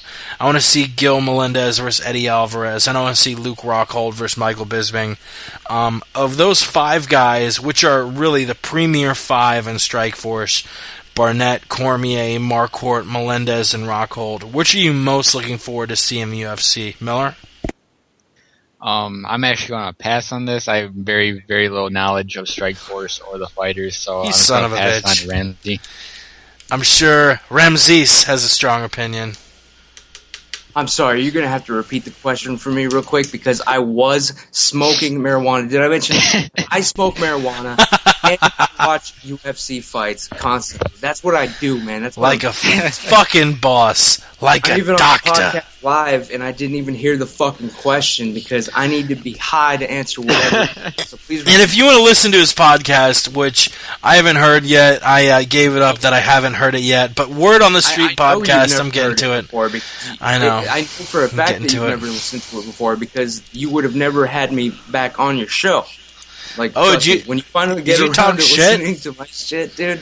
Which Did is you talk just, shit like, about me? whenever, like which is ever like whenever I'm on YouTube and so stoned that I just hit record somewhere and start talking into a microphone. Whenever you hear that shit, you'll be like, "What the fuck have we been doing this whole time, son?" But yes, No, what was the dude. question? I'm all about internet cavaliers as long as you aren't talking shit. You weren't talking shit, are you, son? No, man, I'm a man of Okay. peace right now. I haven't You are. intervened. Good thing. Unless they grab you and you're in a gas station and they're a cocksucker. But I was asking, you know, these Strikeforce fighters who are going to be coming over soon, I threw out, I think, everyone's top 5 in Strikeforce. You got the 2 heavyweights, Josh Barnett and Daniel Cormier, and the 3 champions, Nate Marquardt, Gil Melendez, and Luke Rockhold. Out of those 5, who are you most looking forward to seeing in the UFC? I gotta say Luke Rockhold because he claimed Really? he has a broken hand. He's been faking that. Oh, is it Tony's turn? Sorry. No, Tony dude. said he had no opinion because he's a fuck. Oh. God damn it, Yes, I am.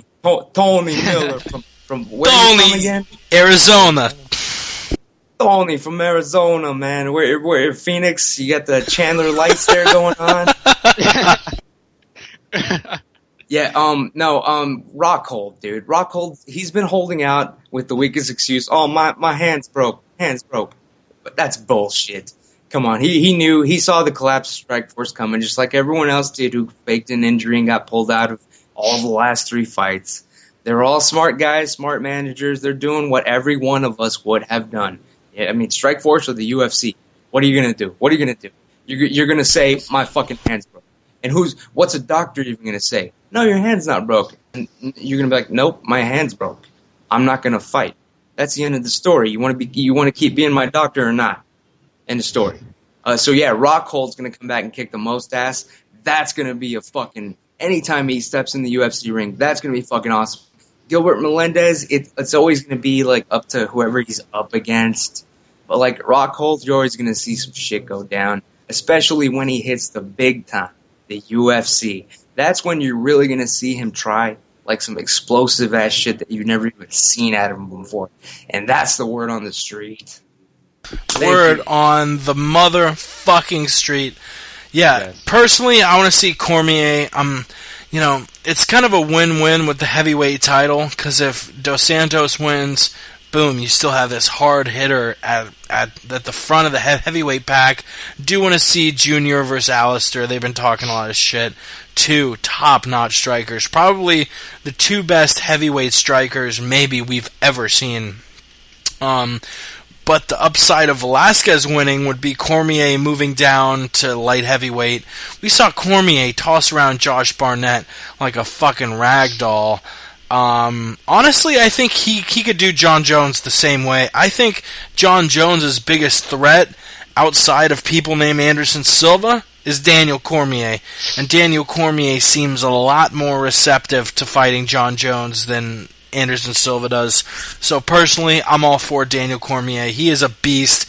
Outside of that top three in the UFC of Alistair Overeem, Cain Velasquez, and Junior Dos Santos, he is unequivocally the best heavyweight in the world. And seeing him move down to light heavyweight, that'd be some scary shit for John Jones. Unless you have anything to respond to that for Ramses, do you? I gotta say, like, these Strikeforce guys, whenever they come over, like, how have they really done? Who's come over from Strikeforce and, like, really kicked ass and become a champion in the UFC? Besides Ronda Rousey by default, automatically, just now. I can't, Strikeforce is so new. You haven't seen a lot of people coming over. You had Nick Diaz come over. I really can't think of anyone else, period, kicking ass or not, come over from Strikeforce. It's really been kind of a came wall over there. and he didn't get the title. Who? Shogun came over, but no, he From Strikeforce? Sorry, no, sorry, not Shogun. You're talking Pride, son. I believe. Yeah. Randy But Dan Couture Henderson came over, didn't get the title. Diaz came over, didn't get the title. I'm honestly like this UFC trivia moment right here. Who has But come Diaz- over to Force and become a UFC champion besides Ronda Rousey by default? There's such a small amount of people. I mean, Henderson, both of them have looked good. Henderson came over and beat Shogun Rua. Nick Diaz came over and beat BJ Penn. I don't think it's necessarily because of a lack of talent. And once we finally see all these guys get pushed over, God, I'm really looking forward to seeing them fight these top UFC people. And honestly, seeing where, you have three champions in Marquardt, Melendez, and Rockhold. Obviously, they aren't going to get unification bouts like you saw when they brought over Pride, like you saw with Jackson versus Dan Henderson and whatnot. But I would love to see where their stock lied. I really want to see Gil Melendez versus Eddie Alvarez, the two top non-UFC lightweights, take each other on. That'd be a barn burner. Cruz. Dom Cruz against sorry, I was just wondering if you thought if you had covered that even at all tonight or even discussed it. Did you even bring him up? Because, I touched on him lightly about the freak cadaver ACL. Hours, man. I don't even know how you're still No, late. dude, we're fucking going strong. Really, our only time limit is Ustream, and because that shit's been cutting out, we're only like 25 minutes into this bit of Ustream. Oh, okay, sorry. So I yelled out Dominic Cruz because, like, for a second I thought he had come over from Strikeforce. Then I remembered he was a WEC fucking guy. yeah. But I do want to see Dominic Cruz fight the son of the cadaver whose ACL got put into his knee, because he would beat the shit out of that motherfucker. Like, oh, your fucking dad had that bum-ass ACL. He obviously wouldn't finish him because Dominic Cruz couldn't finish a fucking Happy Meal. But knowing the UFC and how much they've rigged and worked fights in the year 2012, Well, I bet they switched GSP's fucking bum ACL with Dominic Cruz's. All right, I bet that's what fucking happened. That's why GSP's back. All right, It's they likely. fucking took that a Cruz. That's what happened. Hell yeah, dude. Word on the fucking street. Yo, you were bringing up I'm getting a little tired, which I'm not, but it has been 3 hours, so I guess we should try and be a little concise. Not that I want anyone to rush through their UFC on Fox predictions, but just the fact that we should get to this last topic.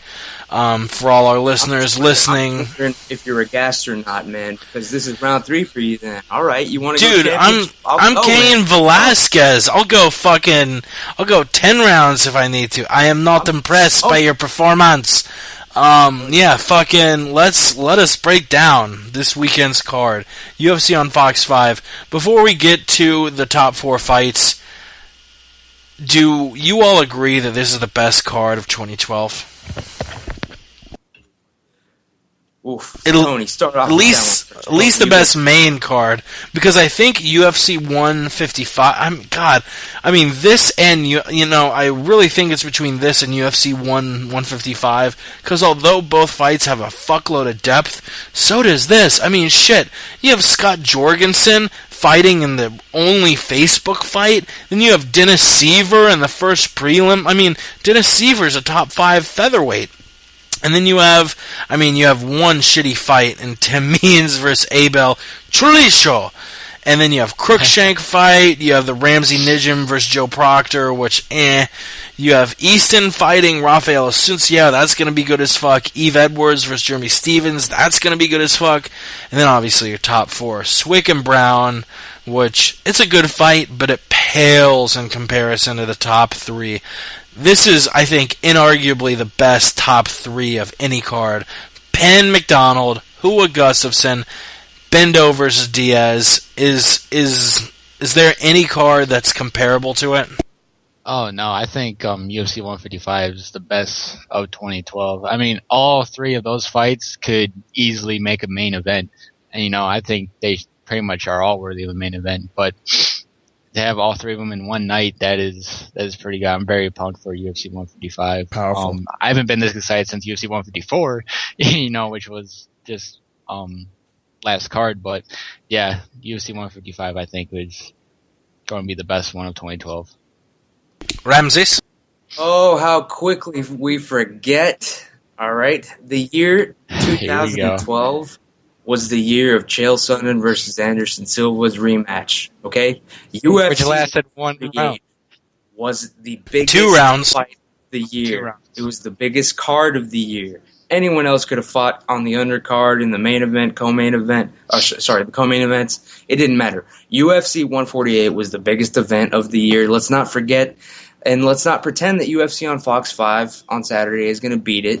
Let's not pretend that UFC 155 is going to beat it. Okay, it was. I'm just reminding everybody here, because UFC fans are, they are fucking fight to fight, which is the way it's supposed to be. But you said what was the biggest card of the year? It was UFC 148, just setting everybody straight. All right, but I do have to say, December 8th, this Saturday, UFC on Fox 5, my birthday, by the way. Is it? Yes, it is. Happy birthday, Ramses. I know. That's why. Let me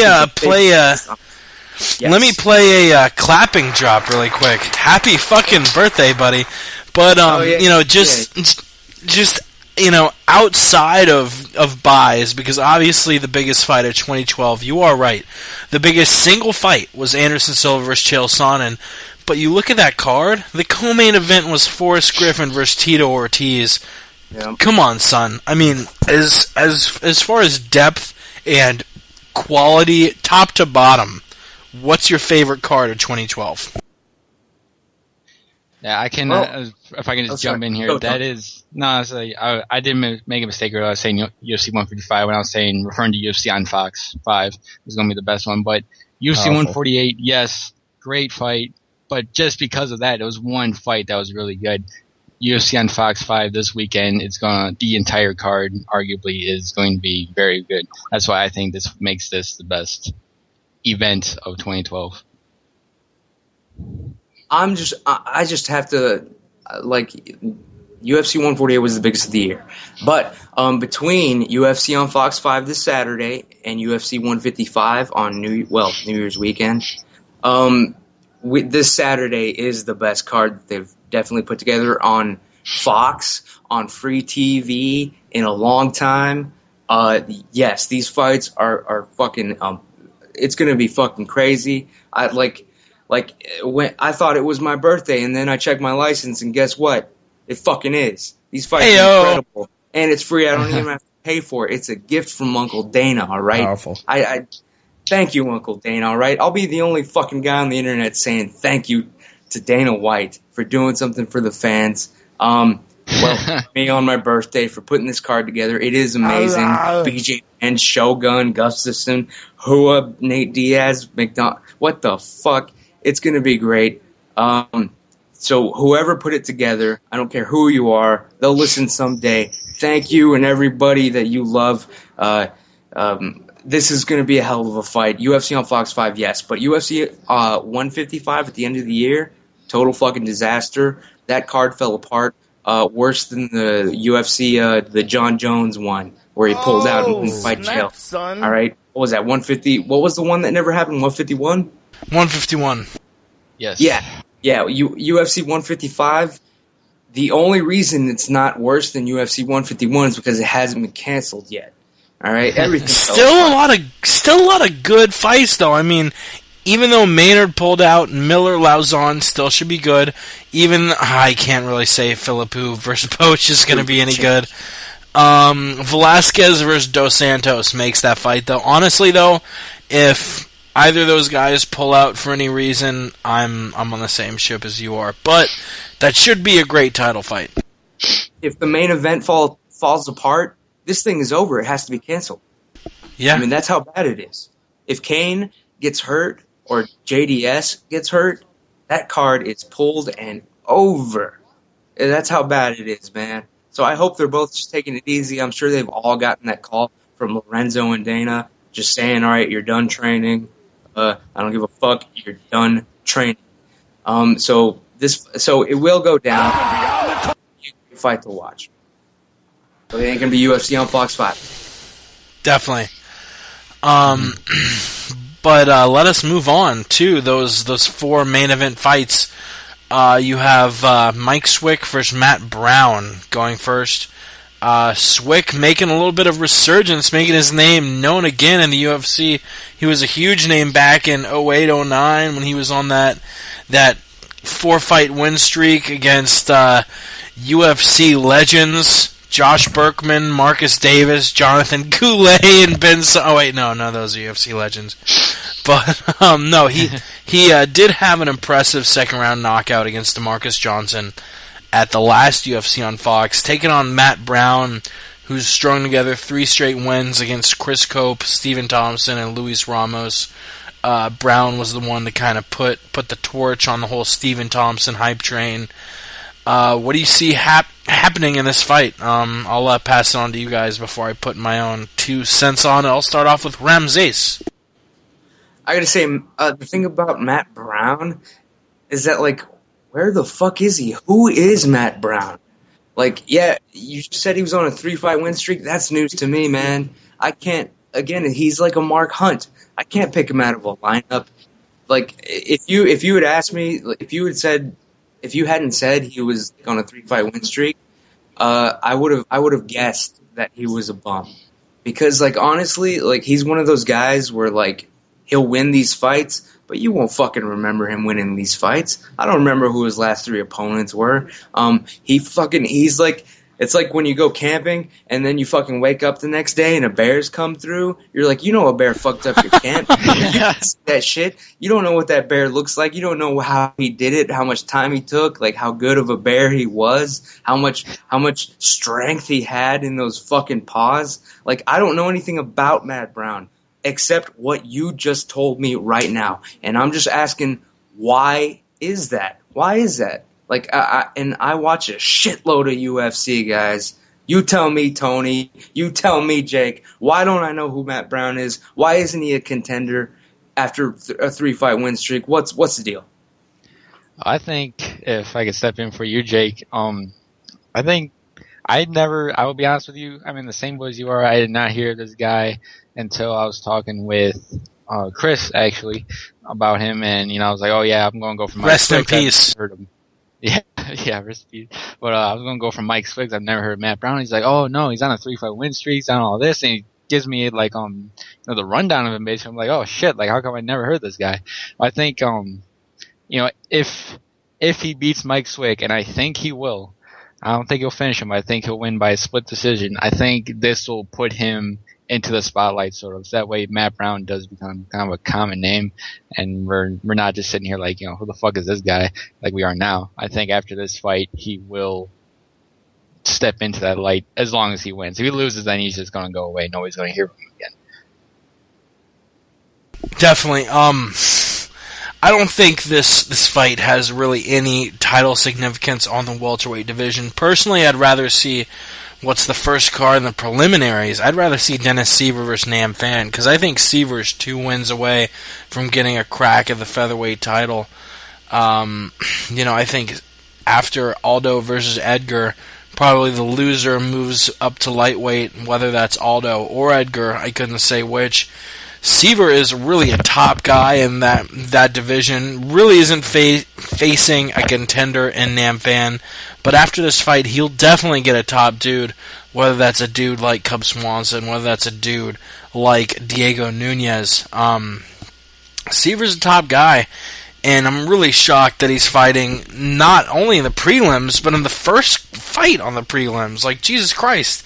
But yeah, Swick Brown, the reason we haven't heard anything out of him is because he hasn't beaten anybody, and it's sad, but he really has not beaten anybody. The best win he has on his entire record is maybe against Douglas Lima back in 2007, back when he was starting his career.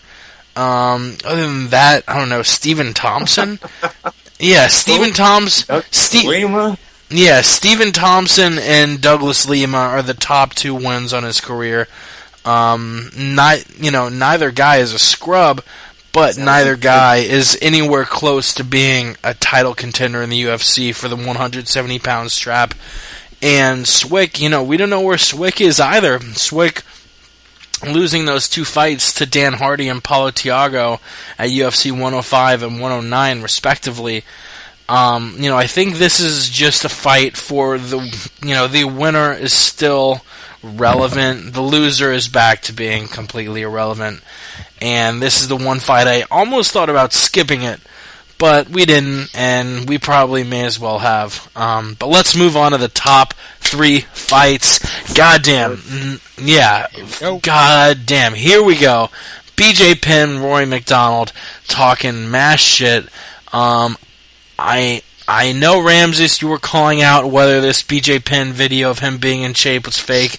I don't know if you'll be able to stick to that theory when in 2 days BJ Penn steps up to the scale and shows off that he is in shape as fuck against Rory McDonald, apparently at 175, cut up as a motherfucker.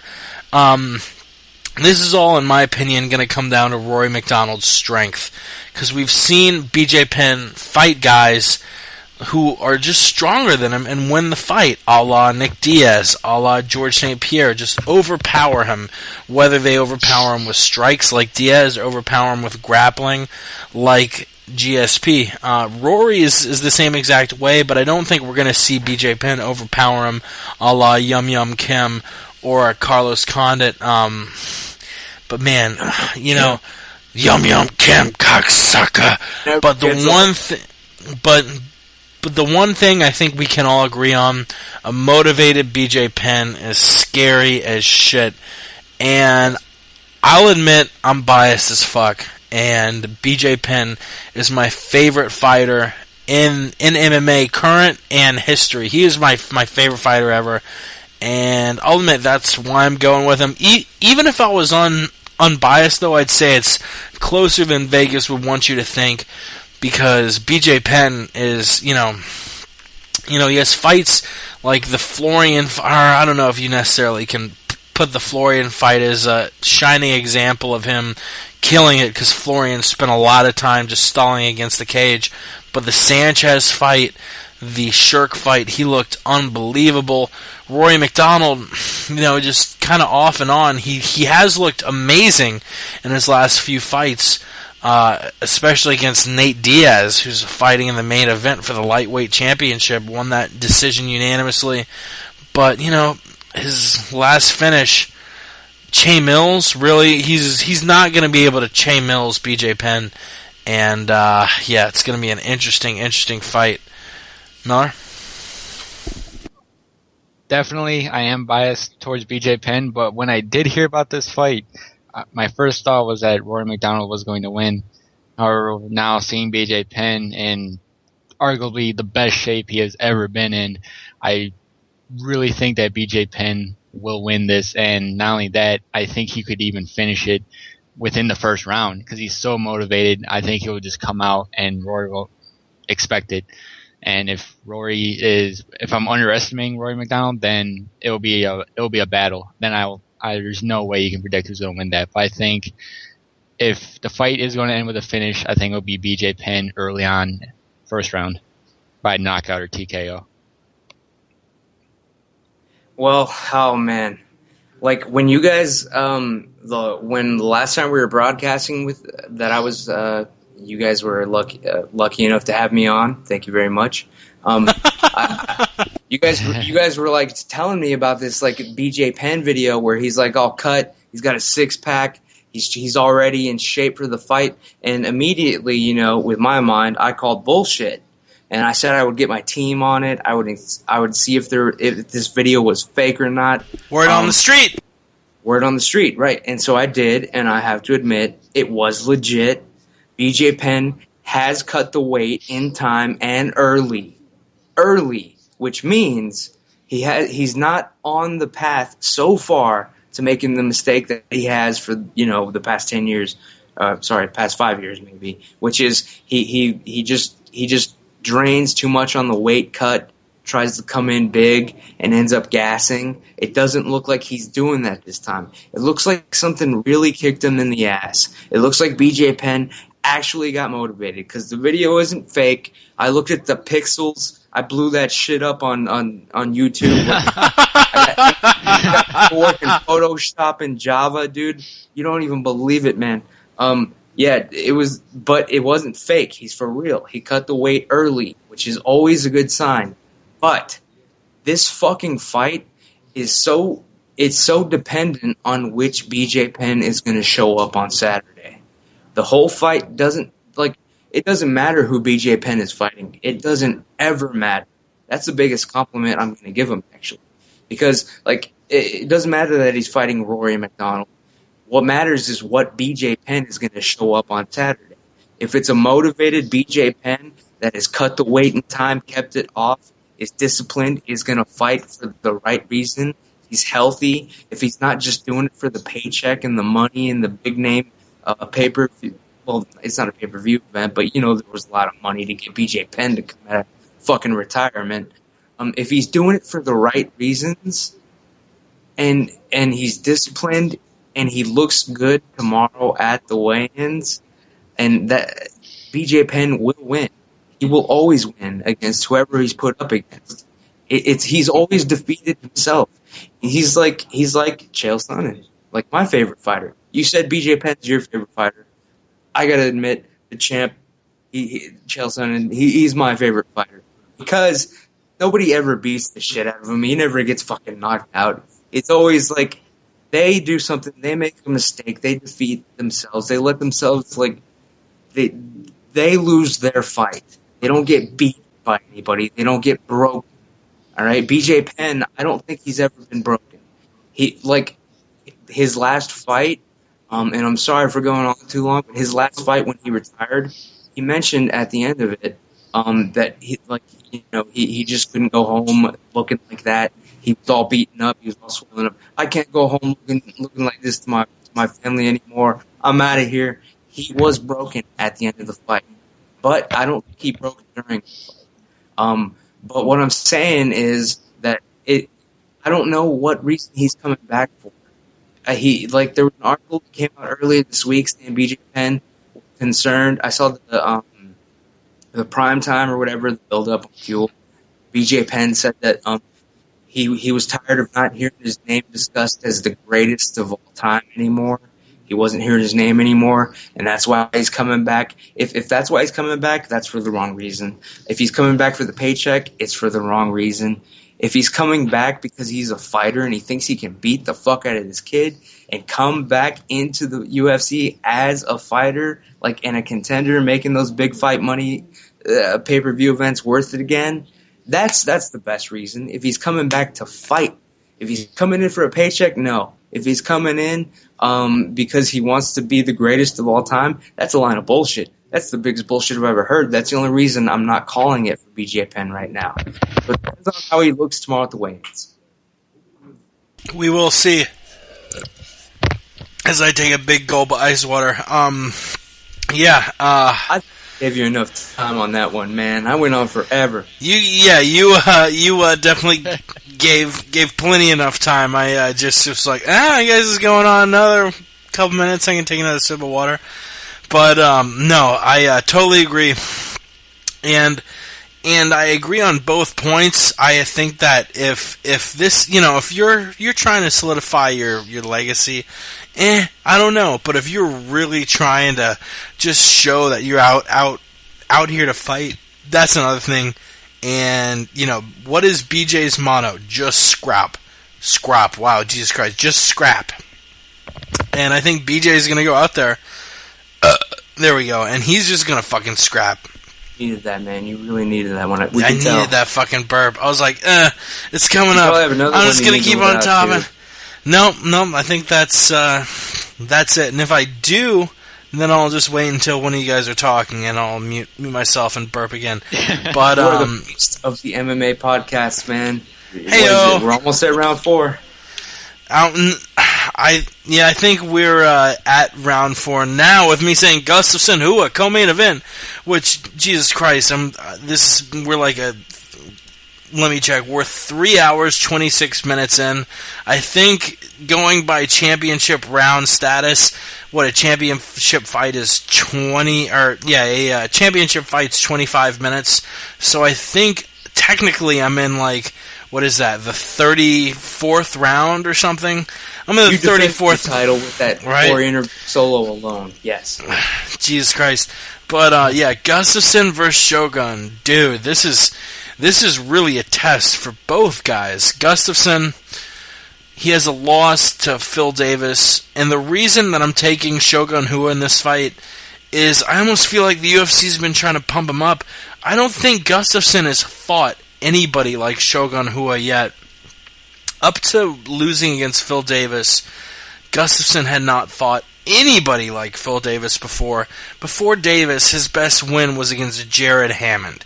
Then he loses to Phil Davis. Then what does the UFC do? They feed him a bunch of easy guys. Once again, Cyril Diabate, he's not top 10. James Tahuna, he's not top 10. Matt Hamlin, he's not top 10. Vladimir Matyushenko, he's not top 10. Thiago Silva, he's not top 10 unless he's taking massive amounts of steroids. Shogun's top 5. And he's beaten top guys, whether it's Vera, whether it's Forrest Griffin. He had a draw with Dan Henderson at UFC 139. Really, I mean, since that fluke loss at UFC 76 to Forrest Griffin, he hasn't lost since Mark Coleman broke his arm or since John Jones embarrassed him. And that's why I've been beating Alexander Gustafsson, because as much as Gustafsson wants to dance around like the tall blonde version of Dominic Cruz, Shogun Hua is a warrior. He's going to push the action. You had Quarry on earlier talking about how with these guys who like to step back, you got to push the action. Shogun Hua will push the action and will get a finish against Alexander Gustafsson. Ramses? Oh, man. You're calling Shogun. Wow. This is another one of these fights. Second round finish. Second round? That's more legit. If I thought maybe you were calling just like he knocks him out. Okay, so like they scrap a little bit, but you think Shogun gets the better of this young kid? I don't think so. I'm highly doubting it. This is another one of the fights where it also depends on which Shogun shows up. Like, is it going to be the slightly chubby Shogun, or is it going to be the full-on bloated Shogun? Slightly chubby, he might have a chance against this kid. But Gustafsson, come on, man. It's a younger body, a bigger body, a stronger body, a striker, a wrestler. Shogun, man, he's only good for being in zombie mode and like just seeing how many times you can hit that motherfucker.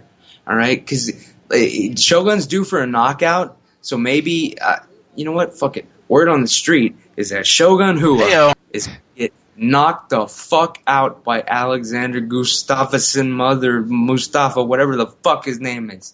It's gonna happen Saturday night. I'm calling it right now because I just put it together in my fucking marijuana influenced mind. Shogun is gonna get the fuck knocked out of him for once and all. He'll probably retire after this fight. That's my call.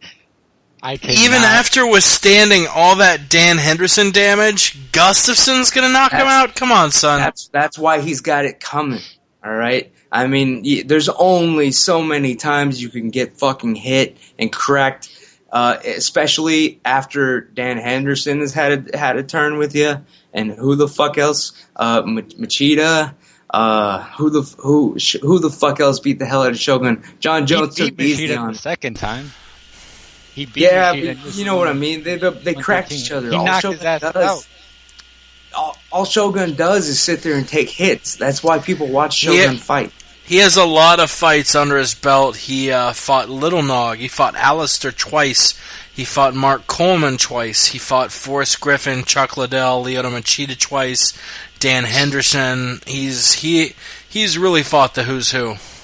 Not only has he fought them, he's beat them. When you think of Shogun Hua, you think of like how you think of just somebody like getting punched in the face repeatedly. All right, I'm not even gonna lie. Yeah, or anything, or a wrestler. I do think of John Jones beating the fuck out of him. That he had that coming. That's what I'm saying. That's why. And Alexander Gustafsson, like, isn't he like younger than John Jones? I'm not sure. Yeah, he's bigger. Alexander Gustafsson is 25, and John Jones is actually also 25. I'm looking at it now. John Jones is 6 months younger than Alexander Gustafsson. Okay, well, what I'm trying to say born is that, in the year of the John Dragon, Jones 1987. Shogun Hua, and he's a young guy. And here we are, like a year or two later. Gustafsson is in the same condition. He's a John Jones as far as Shogun Hua is concerned. So he's going to look even worse now, a couple years later. I cannot disagree more. Alexander Gustafsson is not on the same level as John Jones. He's not close to being on the same level as John Jones. He has a 14-1 record that's built off of bullshit fights. They're all non-competitive fighters, besides Phil Davis, who he lost to in a first-round submission. Shogun Hua still has it. He has beat Brandon Vera with TKO. He lost to Dan Henderson by decision. John Jones, he did lose by TKO, and he got his ass kicked. I will say that. I am a huge fan of Shogun Hua, though. And I think that he will wipe the map with Alexander Gustafsson. Alexander Gustafsson, his ego's all swelled up now. He's got a 14-1 record. But if you look at who he's fought, he does not compare to John Jones. I cannot make that comparison to John Jones at all. I think Shogun Hua is going to knock him on his ass, and he's going to show him that, hey, just because you got the numbers doesn't mean you're that good of a fighter. Okay, that's I do agree with you, but to clarify what I was saying, it was that to Shogun Hua, Alexander Gustafsson is just a younger, like, he's just another version. He's the white John Jones, as far as Shogun Hua is concerned, because Shogun is on his way out. He's on the verge of retirement, guys. Would you be surprised if he retired after whatever his next fight was? No. There's a reason. He's on his way out. This is a young kid. He got destroyed by a young kid 2 years ago who took away his belt. Gustafsson is just going to do the same thing. It's just you can't keep up with these younger guys after you've been rocked that many fucking times, after you've had that many fucking let's face it, he's had work done, he's had surgeries, he's been hurt so many fucking times. There's a younger body coming at you. It's just the laws of physics. I don't see it happening. It is going to be a slugfest, but you're going to see your hero, the Pride champion, Shogun, the former UFC champion, knock the fuck out. Word on the street. Word on the street. His time is coming. He is on his way out, yes, but it is not going to be Alexander Gustafsson that puts him out. I will put money on that.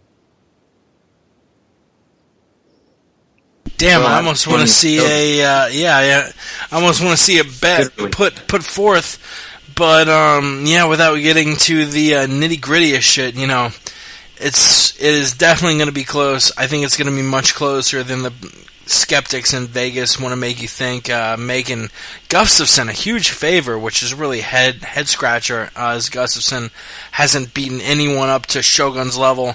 Let's move on to the main event: Benson Henderson versus Nate Diaz. I'm sorry, Mr. You want to backtrack? Yeah, it's all good. Jake, I got to stop you for 1 second here before we move on to the main event. It's all you, buddy. Because I have to point out that you robbed a friend of mine of some credit where credit was due.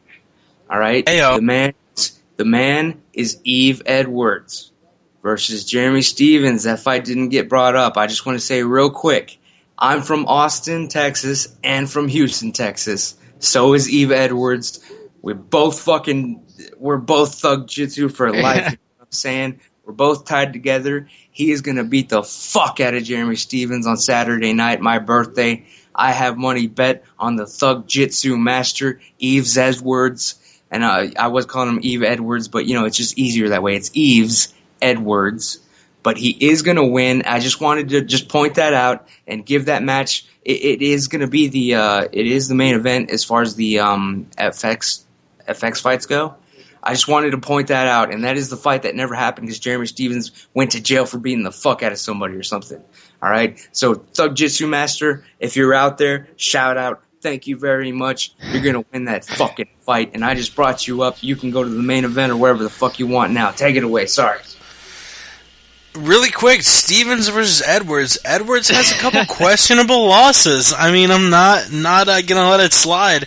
He's 1-2 in his last 3 fights. He was sick. Losing against Sam Chin of Stone Stout and Tony Ferguson.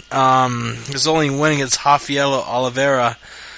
Jeremy Stevens, you look at his losses, he only loses to the top dudes. His last 2 losses against Anthony Pettis and Donald Cerrone. Why do you think Yves is going to win this fight? Yves Edwards has been let out of his cage finally. All right, this guy has been waiting to fight for not only since the event that got canceled, but for months before that. They're finally letting him out of his cage again. This guy is motivated again. All right, the word on the street, and trust me, I've got the reason I'm so confident in Mr. Thug Jitsu Master Yves Edwards is because the streets of Austin and Houston, Texas are the closest to me. So that's where the word is the strongest. And everything I'm hearing about this guy is that he is motivated for the right reasons. And to actually tell you the truth, he's probably in my top 5 fighters of all time list. He is really good. It's just he's one of these guys where he should have been a champion a long time ago. It's just never happened for him. He's an underrated fighter is what I'm getting at. You're going to see it when he goes up against Jeremy Stevens. He is done fucking around. He knows he has to win this fight. He was so fucking let down and pissed off when the last one didn't work out. I can't even go into it. But trust me, this guy is ready to do it for the right reasons. He is a legit fighter. Jeremy Stevens, I don't know what the fuck. He's just an angry guy that he just let me bang, bro. Let me bang, bro. I'll let you bang, bro. Yeah, he'll bang. But that's what you're gonna see, man. You're gonna see some Ultimate Fighter contestant versus Yves Edwards, who is a veteran fighter of the UFC, who never got the recognition and the belt that he deserved. He was robbed of it several times. That's a different podcast altogether. Thank you. See, I will bring up, if I just make this quick point, you are kind of contradicting yourself by picking Eve Edwards. And I say this because, you were saying earlier with Shogun, BJ Penn, they're the older fighters who are going to get their ass kicked by these younger fighters. Eve Edwards is 36 and Jeremy Stevens is 26. That's a 10-year difference. Yes. Both of them have some questionable losses. What do you got to say about that? Stevens. Word on the street. Yeah. That's why I'm saying the reason that I'm so confident in my Thug Jitsu master is because I do have the word on the street. And he is not one of these older fighters that's been rocked so many times left and right. Yeah, he got, let's admit it. He's lost 18 times. Wait, give his full record. Give the man his full record. Come on. At least, no, you can't play that game. 41 and 18, only that's four right, of his he is 41 and 18, only 4 of his 18 losses are by knockout. Hey, let me fucking finish my goddamn sentence. He has won 41, lost 18, and of his 18 losses, only 4 of those are by knockout or TKO. Yes, exactly. And if I can throw this in real quick, you were saying again, you said he hasn't been rocked as much as these older veteran fighters. BJ Penn, Shogun Rua are at the top. Are they getting older? Yes. They're not as old as Eve Edwards, but they are at the top. They have been at the top. Eve Edwards is not the top. He has not been at the top. And yet he's supposedly going to make his comeback now? No, it's too late. Eve Edwards is not going to make his comeback. He's not going to have a comeback. It's not even a comeback. He's not the top. He's not. He's not going to get to the top. Is what I'm saying. What I'm trying to say is that yes, he's older, but he's not taking the kind of damage. You can't say that he's ever taken the Shogun and Hendo damage. He never has. There's a reason because he's an elusive fighter actually. But no, because they fought top tier fighters. He has not fought a top tier fighter. They got their asses handed to him because they fought big top tier, top 5, even championship fighters. No, and Eve Edwards has not. That's why I was saying, if you look at Eve Edwards' earlier career, he was robbed of title shots left and right when he started in the UFC. He should have gotten the title shot. He should have been the champion several times. But that's why I was trying to say that's going to be a whole nother podcast, because I could go on for a fucking hour about my Thug Jitsu Master. Shout out to Austin, Texas, Houston, Texas, thugjitsumaster.com and at Twitter. By the way, I'm going to bet on him. It's my birthday. He's going to win. It's going to happen. You're going to see it. It's not a comeback. He's just a guy he's a veteran fighter that's not taking the kind of damage that you've seen Shogun take or Henderson take. That's the reason he looks good. He doesn't look as old as Shogun and Henderson. Look at him. He's still watching cartoons. Literally. He's still smoking weed and watching cartoons on the street. Is that a bad thing? No, man, that's what I would do, except instead of cartoons, now I watch grown men fight on TV. Fucking Jeremy Stevens. He actually fucking standard. He does all 3. He smokes that weed, he eats that cereal, he watches cartoons, and then he goes and fights men in the cage. Hell yeah. That's why he's going to be the champion. That's why he's going to win. I have Jeremy Stevens split. Hell yeah, it looks like Miller has Stevens. Obviously, Ramsey's has the Thug Jitsu Master. I'm personally undecided, but let's move on to the main event. Benson Henderson versus Nate Diaz. God, this is going to be so close because, as dominant as Benson Henderson has been, his only loss really since his relevant MMA career, his last 10 fights have been against relevant people. He fought Cerrone, Varner, Cerrone, and Pettis when in the WEC, and since joining the UFC, he's 5-0, beating Bocek, Miller, Guida, Edgar twice. Beating Frankie Edgar 2 times in a row is no small chore. And going up against Nate Diaz, who, he did lose 2 fights at welterweight against heavier guys, Rory McDonald and Yum Yum Kim at UFC 125 and 129. Yum Yum Kim cocksucker. But since returning to lightweight, looked impressive as fuck against Gomi, Cerrone, Miller. If it wasn't for that Cerrone and Miller fight, I'd give Benson Henderson a huge edge. But Nate Diaz, alright, so you saw Benson Henderson fight 2 razor-close fights against Donald Cerrone. Maybe not the second one, since Henderson did win that one by first round guillotine choke. But Benson Henderson and Donald Cerrone, the first time at WEC 43 in 09, that was probably the favorite fight of any fight that's ever happened. Henderson Cerrone 1 is, in my opinion, the greatest fight in MMA history. Diaz Cerrone 1 is one of the most one-sided fights. Nate, God, I keep fucking up the Diaz brothers. Nate Diaz fucked up Donald Cerrone, outstruck him so hard. I really have no idea how to judge it. You know, just because of the way Benson Henderson looked against Frankie Edgar, I think he's going to win by unanimous decision, but I could see Nate Diaz boxing the fuck out of Benson Henderson. I could see Benson Henderson out-muscling Nate Diaz like Yum Yum Kim and Roy McDonald did. I'll start off... Yum Yum Kim cocksucker. I'll start off with Miller on this one. What do you see going down in the main event? Henderson versus Diaz, son. Well, I have to go with Ben Henderson. He's from Arizona, and he's from Arizona. He's born right here in Glendale. Throwing up that A. I'm from. Yep, got to represent AZ. But in terms of the actual fight, I would not see Nate Diaz. He's not going to submit Ben Henderson. That's for sure. Ben Henderson is going to outmuscle him. If it goes to the ground. Best submission defense in the UFC. I mean, God, you watch that Cerrone versus Henderson 1 fight. I don't think Benson Henderson is submittable, period. Unless he gets choked unconscious. Unless that happens, but even then, I do not see it happening. I don't see Nate Diaz making that happen. And Nate Diaz is a submission fighter. He's not going to win by submission versus Ben Henderson. Could he outbox him? That's possible, but he's not going to finish him with that. And the only one that was able to pull that off was Anthony Pettis, and he still couldn't even finish Ben Henderson, even with that crazy off the cage flying head kick that he pulled off in the last WEC fight. Still could not finish Ben Henderson. Nate Diaz will not finish him. If he wins, it'll be a miracle by decision, but I would not see it happening whatsoever. I think Ben Henderson's going to win, and I'm going to call it by, I'm going to say unanimous decision. Damn, Ramses? Wow, this fight is another. That's the whole thing about this card. UFC on Fox 5. You guys were right.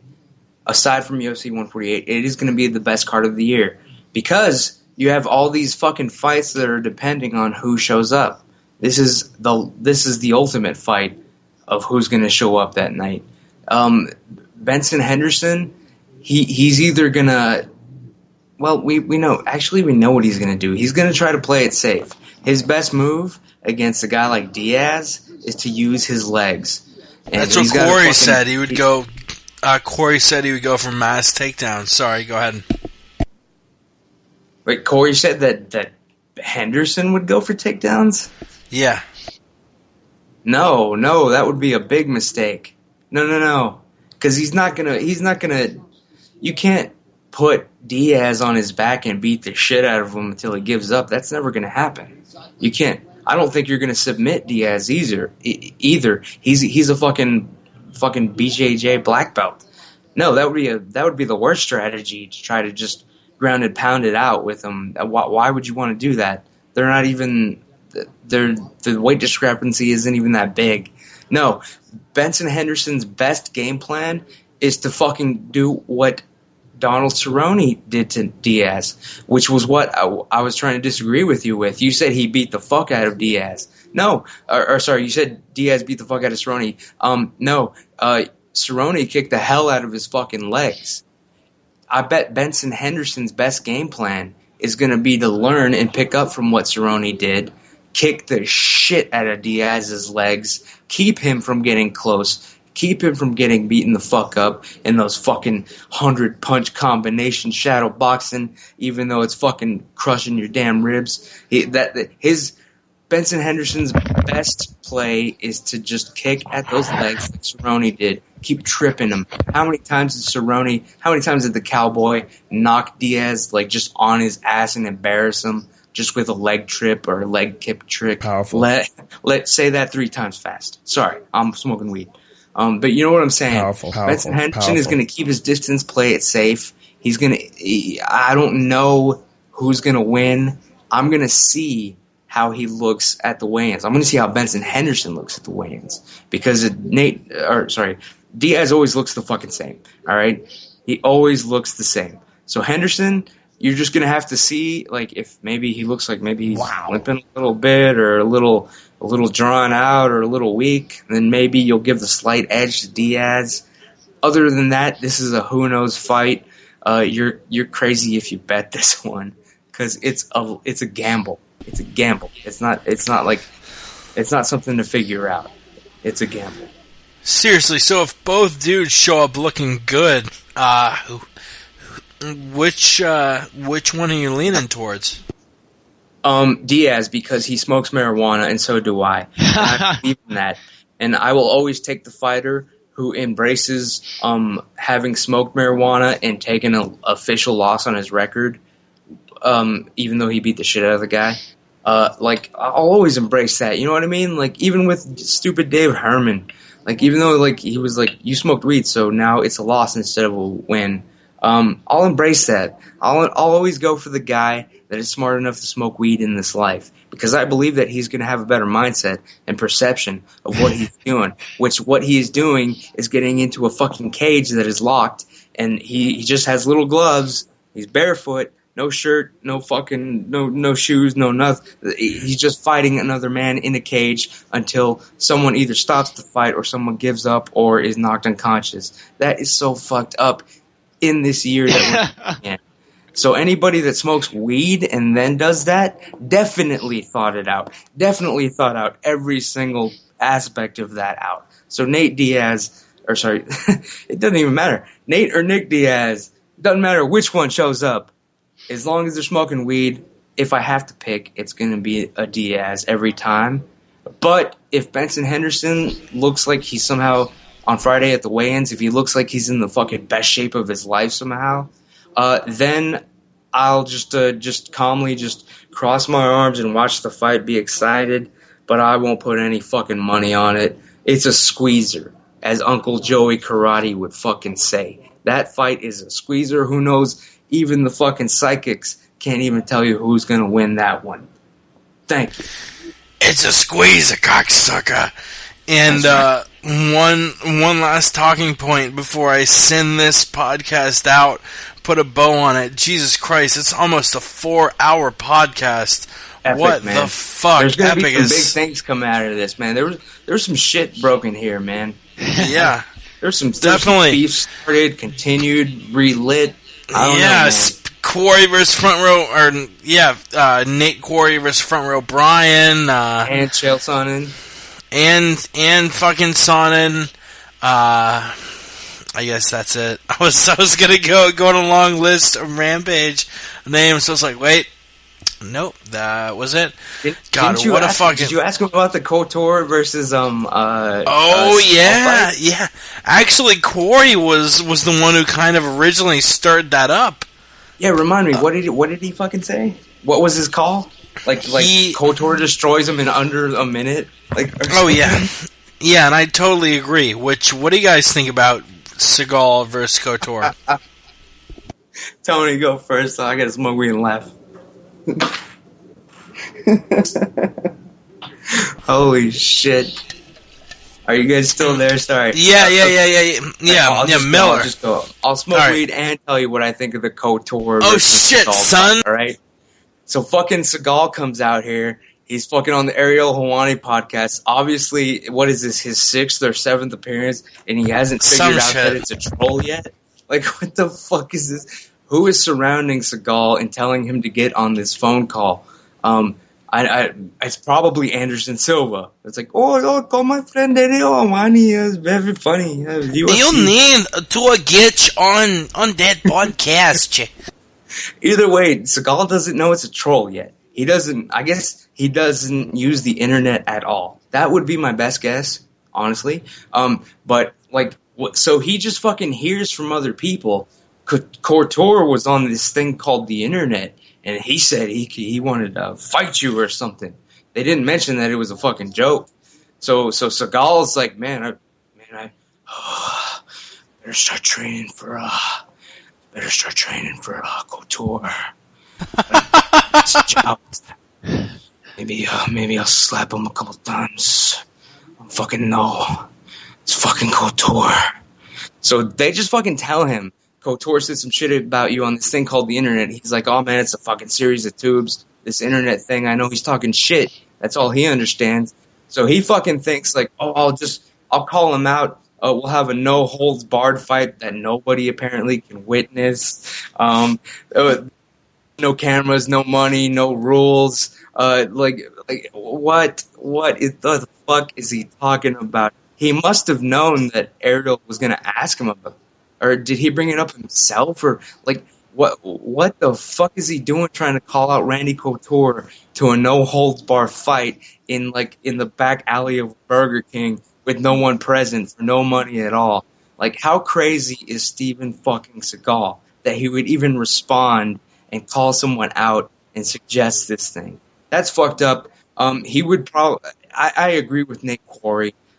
This fight would be more embarrassing than the James Toney fight. I mean, like, it would be more embarrassing for Randy Couture if he took this fight. All right, like, it would be more embarrassing. I love you to death, Randy, but it'd be more embarrassing than your acting, man, if you were to fight Steven Seagal. Just the fact that you were to take a fight seriously like this against a man who is obviously crazy.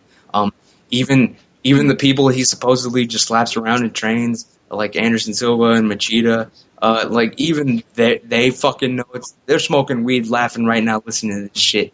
They know it's the biggest troll of all time in MMA history as far as mixing with 80s action movies goes. So yeah, Couture wins hands down, no holds barred, even one hand tied behind his back. Whatever rules Seagal wants to come up with, he's gonna get fucking knocked out, choked out, and then pissed on, or what was it? He pissed himself. Whatever happens, sorry, Seagal. He pooped himself with LaBelle. That's right. Sorry, Casey. Fucking right back. You're done. Done. What do you think, Miller? I'm actually, for the first time this night, maybe the first time ever, I'm going to agree with Ramsey on everything he has to say. Yum Kim. Yum Kim, cocksucker. All right. Unless you have anything else to add, off of this UFC on Fox 5 card, what fight are you most looking forward to? Mine's Penn McDonald, just because I'm such a Penn supporter. I'm unabashedly, Penn's my favorite fighter in all-time MMA. I love Penn.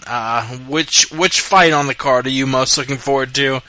And also add in your final comments, because after you comment, I'm going to put a fucking bow on what has been the longest MMA podcast in history. Go ahead. Ramsey, you can go ahead first. Okay, I'll go first. The fight that I'm looking forward to the most, I've got to say, it's a biased fight, but it's also the most interesting fight. It also has like recent history behind it. The one that I was bringing up earlier, the Yves Edwards versus Jeremy Stephens fight, which is the main event in the FX prelim or whatever that's going to be on TV. That's the one that I'm personally looking forward to the most, because you guys don't even fucking know. That's what I'm trying to say. I've heard that Yves Edwards is ready to fucking get what is owed to him finally. All right? Yeah, he's ass in kicked. the mind state that a champion should be in. Jeremy Stephens isn't. He's just a guy that likes to beat up people for money. That's what he ended up doing. That's not Yves Edwards. Yves Edwards, he's trained his whole life for this fucking fight. All right? He's waited for this fight. He fucking got dodged on this fight. You know, the dude got arrested, whatever. But he's ready now. He's back. I'll admit, it was a fucking embarrassing knockout from Sam Stout. But, you know, it's not like he's taken, like I said, He's a veteran fighter who hasn't taken the kind of damage that you've seen other veteran fighters take. There's a reason for that, and you're going to see it on Saturday. And just a final comment. Just thanks for having me on once again to the MMA podcast. Thanks for that awesome Nate Quarry interview. I'm really glad you didn't back out of it or anything, even though you were one man down. I know how that goes, man. It's hard. You handled it. That Nate Quarry interview was fucking awesome. I'm gonna start slicing it as soon as you post it and start spreading that around, dude. It was a good podcast. Great, Tony. Good talking to you. That's basically it, dude. Like, and one more thing, actually. I'll just say it one more time. Just a general thank you to the UFC and Dana White for putting these fights together on my birthday and putting the best card of the year together on my birthday. Not aside from UFC 148, which was the biggest, but this is the best. So yeah, thanks to those people. Word on the street, man. Hopefully, we'll all watch the weigh-ins and have another discussion. Thanks. Appreciate it, man. I appreciate you calling in, Ramses. You are a key part to the MMA podcast. We really depend on our listeners and callers, and we really appreciate everyone who's listening. Miller, what is your favorite fight on this UFC on Fox card? Honestly, I am so pumped for all top 3 fights, but if I had to pick one, I would say BJ Penn, Rory McDonald, for the fact that when it comes down to it, I really like both of the fighters. BJ Penn, I mean, he's one of the first fighters that I was a fan of when I first started getting into MMA and UFC especially, and Rory McDonald, I just like him as a fighter and as a person, so that is going to be the fight that I'm looking forward to the most, hands down. And I got no other comments. Just thank you for having me on here. It's the first time I actually got to participate with the podcast. I was just calling in. I had a lot of fun. Ramsey had a lot of fun arguing and talking with you. And by the way, how old are you going to be? Hey, man, come on. Yeah. No, how old are you God damn it. God damn it. This is the one that's going to break. He's 40. This is going to be my 30th birthday. I'll admit it. Oh, over the hill. Now hold over the hill. Heyo! Fake name. All right, but yes, thank you very much for having me on. I had a time. Miller, you gotta unveil your own age if you're gonna ask this other motherfucker how old he is. I am turning 91 next month. Yeah, he's turning 19. Everybody, and his name's Tony Miller. Yeah, Tony Miller. Yeah, see, you're arguing about the youth versus the old. Well, see, I'm the youth, baby. You're the old, so I'm gonna push you out as I come in. As soon as my knee heals, dude, I'm gonna show you some thug jitsu shit, dude. Straight out of Austin, Texas. Right. Yo, you guys are kind of close. I mean, honestly, I'd rather see Miller versus Ramses than any of these other bum-ass UFC on Fox cards. Yeah, let's do it. Let's set it up. Let's call it down right now. I'll fight Eddie Sanchez. I don't give a fuck, man. Change your name to Eddie Sanchez. That way I can just get it all just squared away in my life.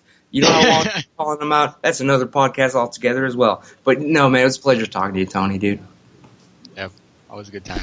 Yo, definitely stay on Skype because I'll hit you up after the podcast. But yeah, definitely thank you for tuning in.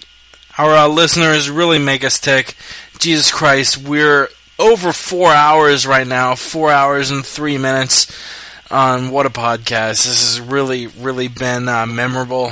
Chris, we hope you get well soon. Visit the MMA Podcast at the MMA Podcast on Twitter, themmapodcast.com, the Roundtable. Tomorrow at 7 p.m. Eastern, 4 p.m. Pacific. Catch that every Thursday, in this podcast every Wednesday, 9 p.m. Eastern, 6 p.m. Pacific. It is, I'm in Central Time now. We start at 8 p.m. Central. Yeah, that's right. I just burped really loudly. And it is past midnight Central right now. Future guests, we're planning on having Joey Coco motherfucking Diaz Henzo Gracie, Lenny Hart next week. We were actually going to have her this week, but she says some news came through, and she would rather do next week. Really looking forward to seeing what she has to say. Man, what an amazing podcast. Like I said before, Chris, please get better soon. We are merely a shell. Oh shit, I'm playing the Smoke Serpent outro, and it's not even registering on the shit because I'm playing in Google Chrome, and Google Chrome sucks ass when you try and switch over an audio feed. So I'm going to have to talk a little bit and delay myself. But no, really, thank you so much to everyone who listens to this podcast. You all make it run. Yeah, I guess without any further ado, at least for the MMA Podcast, we're taking a 6-day, 20-hour break. We'll be back next Wednesday. We'll be back with the MMA Roundtable tomorrow, 7 p.m. Eastern, 4 p.m. Pacific, same Ustream channel, and we gone. BJJ from GJJ, like Cool Herc gave birth to what your DJ plays. But despite the lineage, I will never be closed-minded. Refuse to see beyond the lines, you go blind. Rocket travels the 10th planet, I flow free. I'm welcome on mini-mats, gi to no gi. Though my branch traces roots to the original tree. Roots sprouted from the original seed. Water with blood, sweat, and tears, spotlight with sunlight. That tree became a forest by like Tudo done right. Then Hoyts dominated them all in one night. And hate Sean hasn't been beaten in one fight. Flow with the goal, in a hit on and holly note. That to continue to win, we must continue to grow. Let's go. We did it, mama. We did it. We did it for the love of the game. We did it, mama. We did it. I did it for. Yes, yes, sir. We did it, mama. We did it. The game will never be the same. We did it, mama. We did it. I did it for. Triumphant, born with pride and abundance. Look up to the sky, hide a little smile and amusement. Never grown accustomed to lose and live and die for the love of this music. Compella thrives when the times are the toughest and truest. Keep in mind when the universe gets aligned. The remnants of this verse are injected into your spine. The evidence of this platform, we rock it all the time. Better in what we stand for, the anchor and the line straight. Slap on the choke if anybody provokes. I'm in it to win and rep it for my fam and my folks. They say just rap now, man. This is murder you wrote. It's like making these on the streets. If you look in the code, you can compound your creed with an image of hope. Study the foul physics of falsified gimmicks. Rise and fall with it and try to ride different. Your life ain't worth living if you ain't got vision. Come on. We did it, mama. We did it. We did it for the love of the game. We did it, mama. We did it. I did it for. Yes, yes, sir. We did it, mama. We did it. The game will never be the same. We did it, mama. We did it. I did it for. Fucking alliance and tech, let it rocket with Irish science. Silencing all these idiots caught up in all their ignorance. Two clans fighting under the same banner. We all got love for this ground game, and that's all that matters. In the balance of the teachings of the Grand Master. I'm trying to master the system, that's what I'm after. And stay true to the craft, spark trees to relax. Old school miracle, lyrical lace in the track. And I'm working the angles, always sharp and precise, man. Back in the day when I was learning to rock in this mic. Paying homage to the classic shit. Dilated, undisputed heavyweights repping Los Angeles. And yeah, I do this for the 213. The storm can flip down, you know I'm with that G. So fire in the hole, slick with the flow. High caliber records is here to shatter the fucking Powerful. Come on.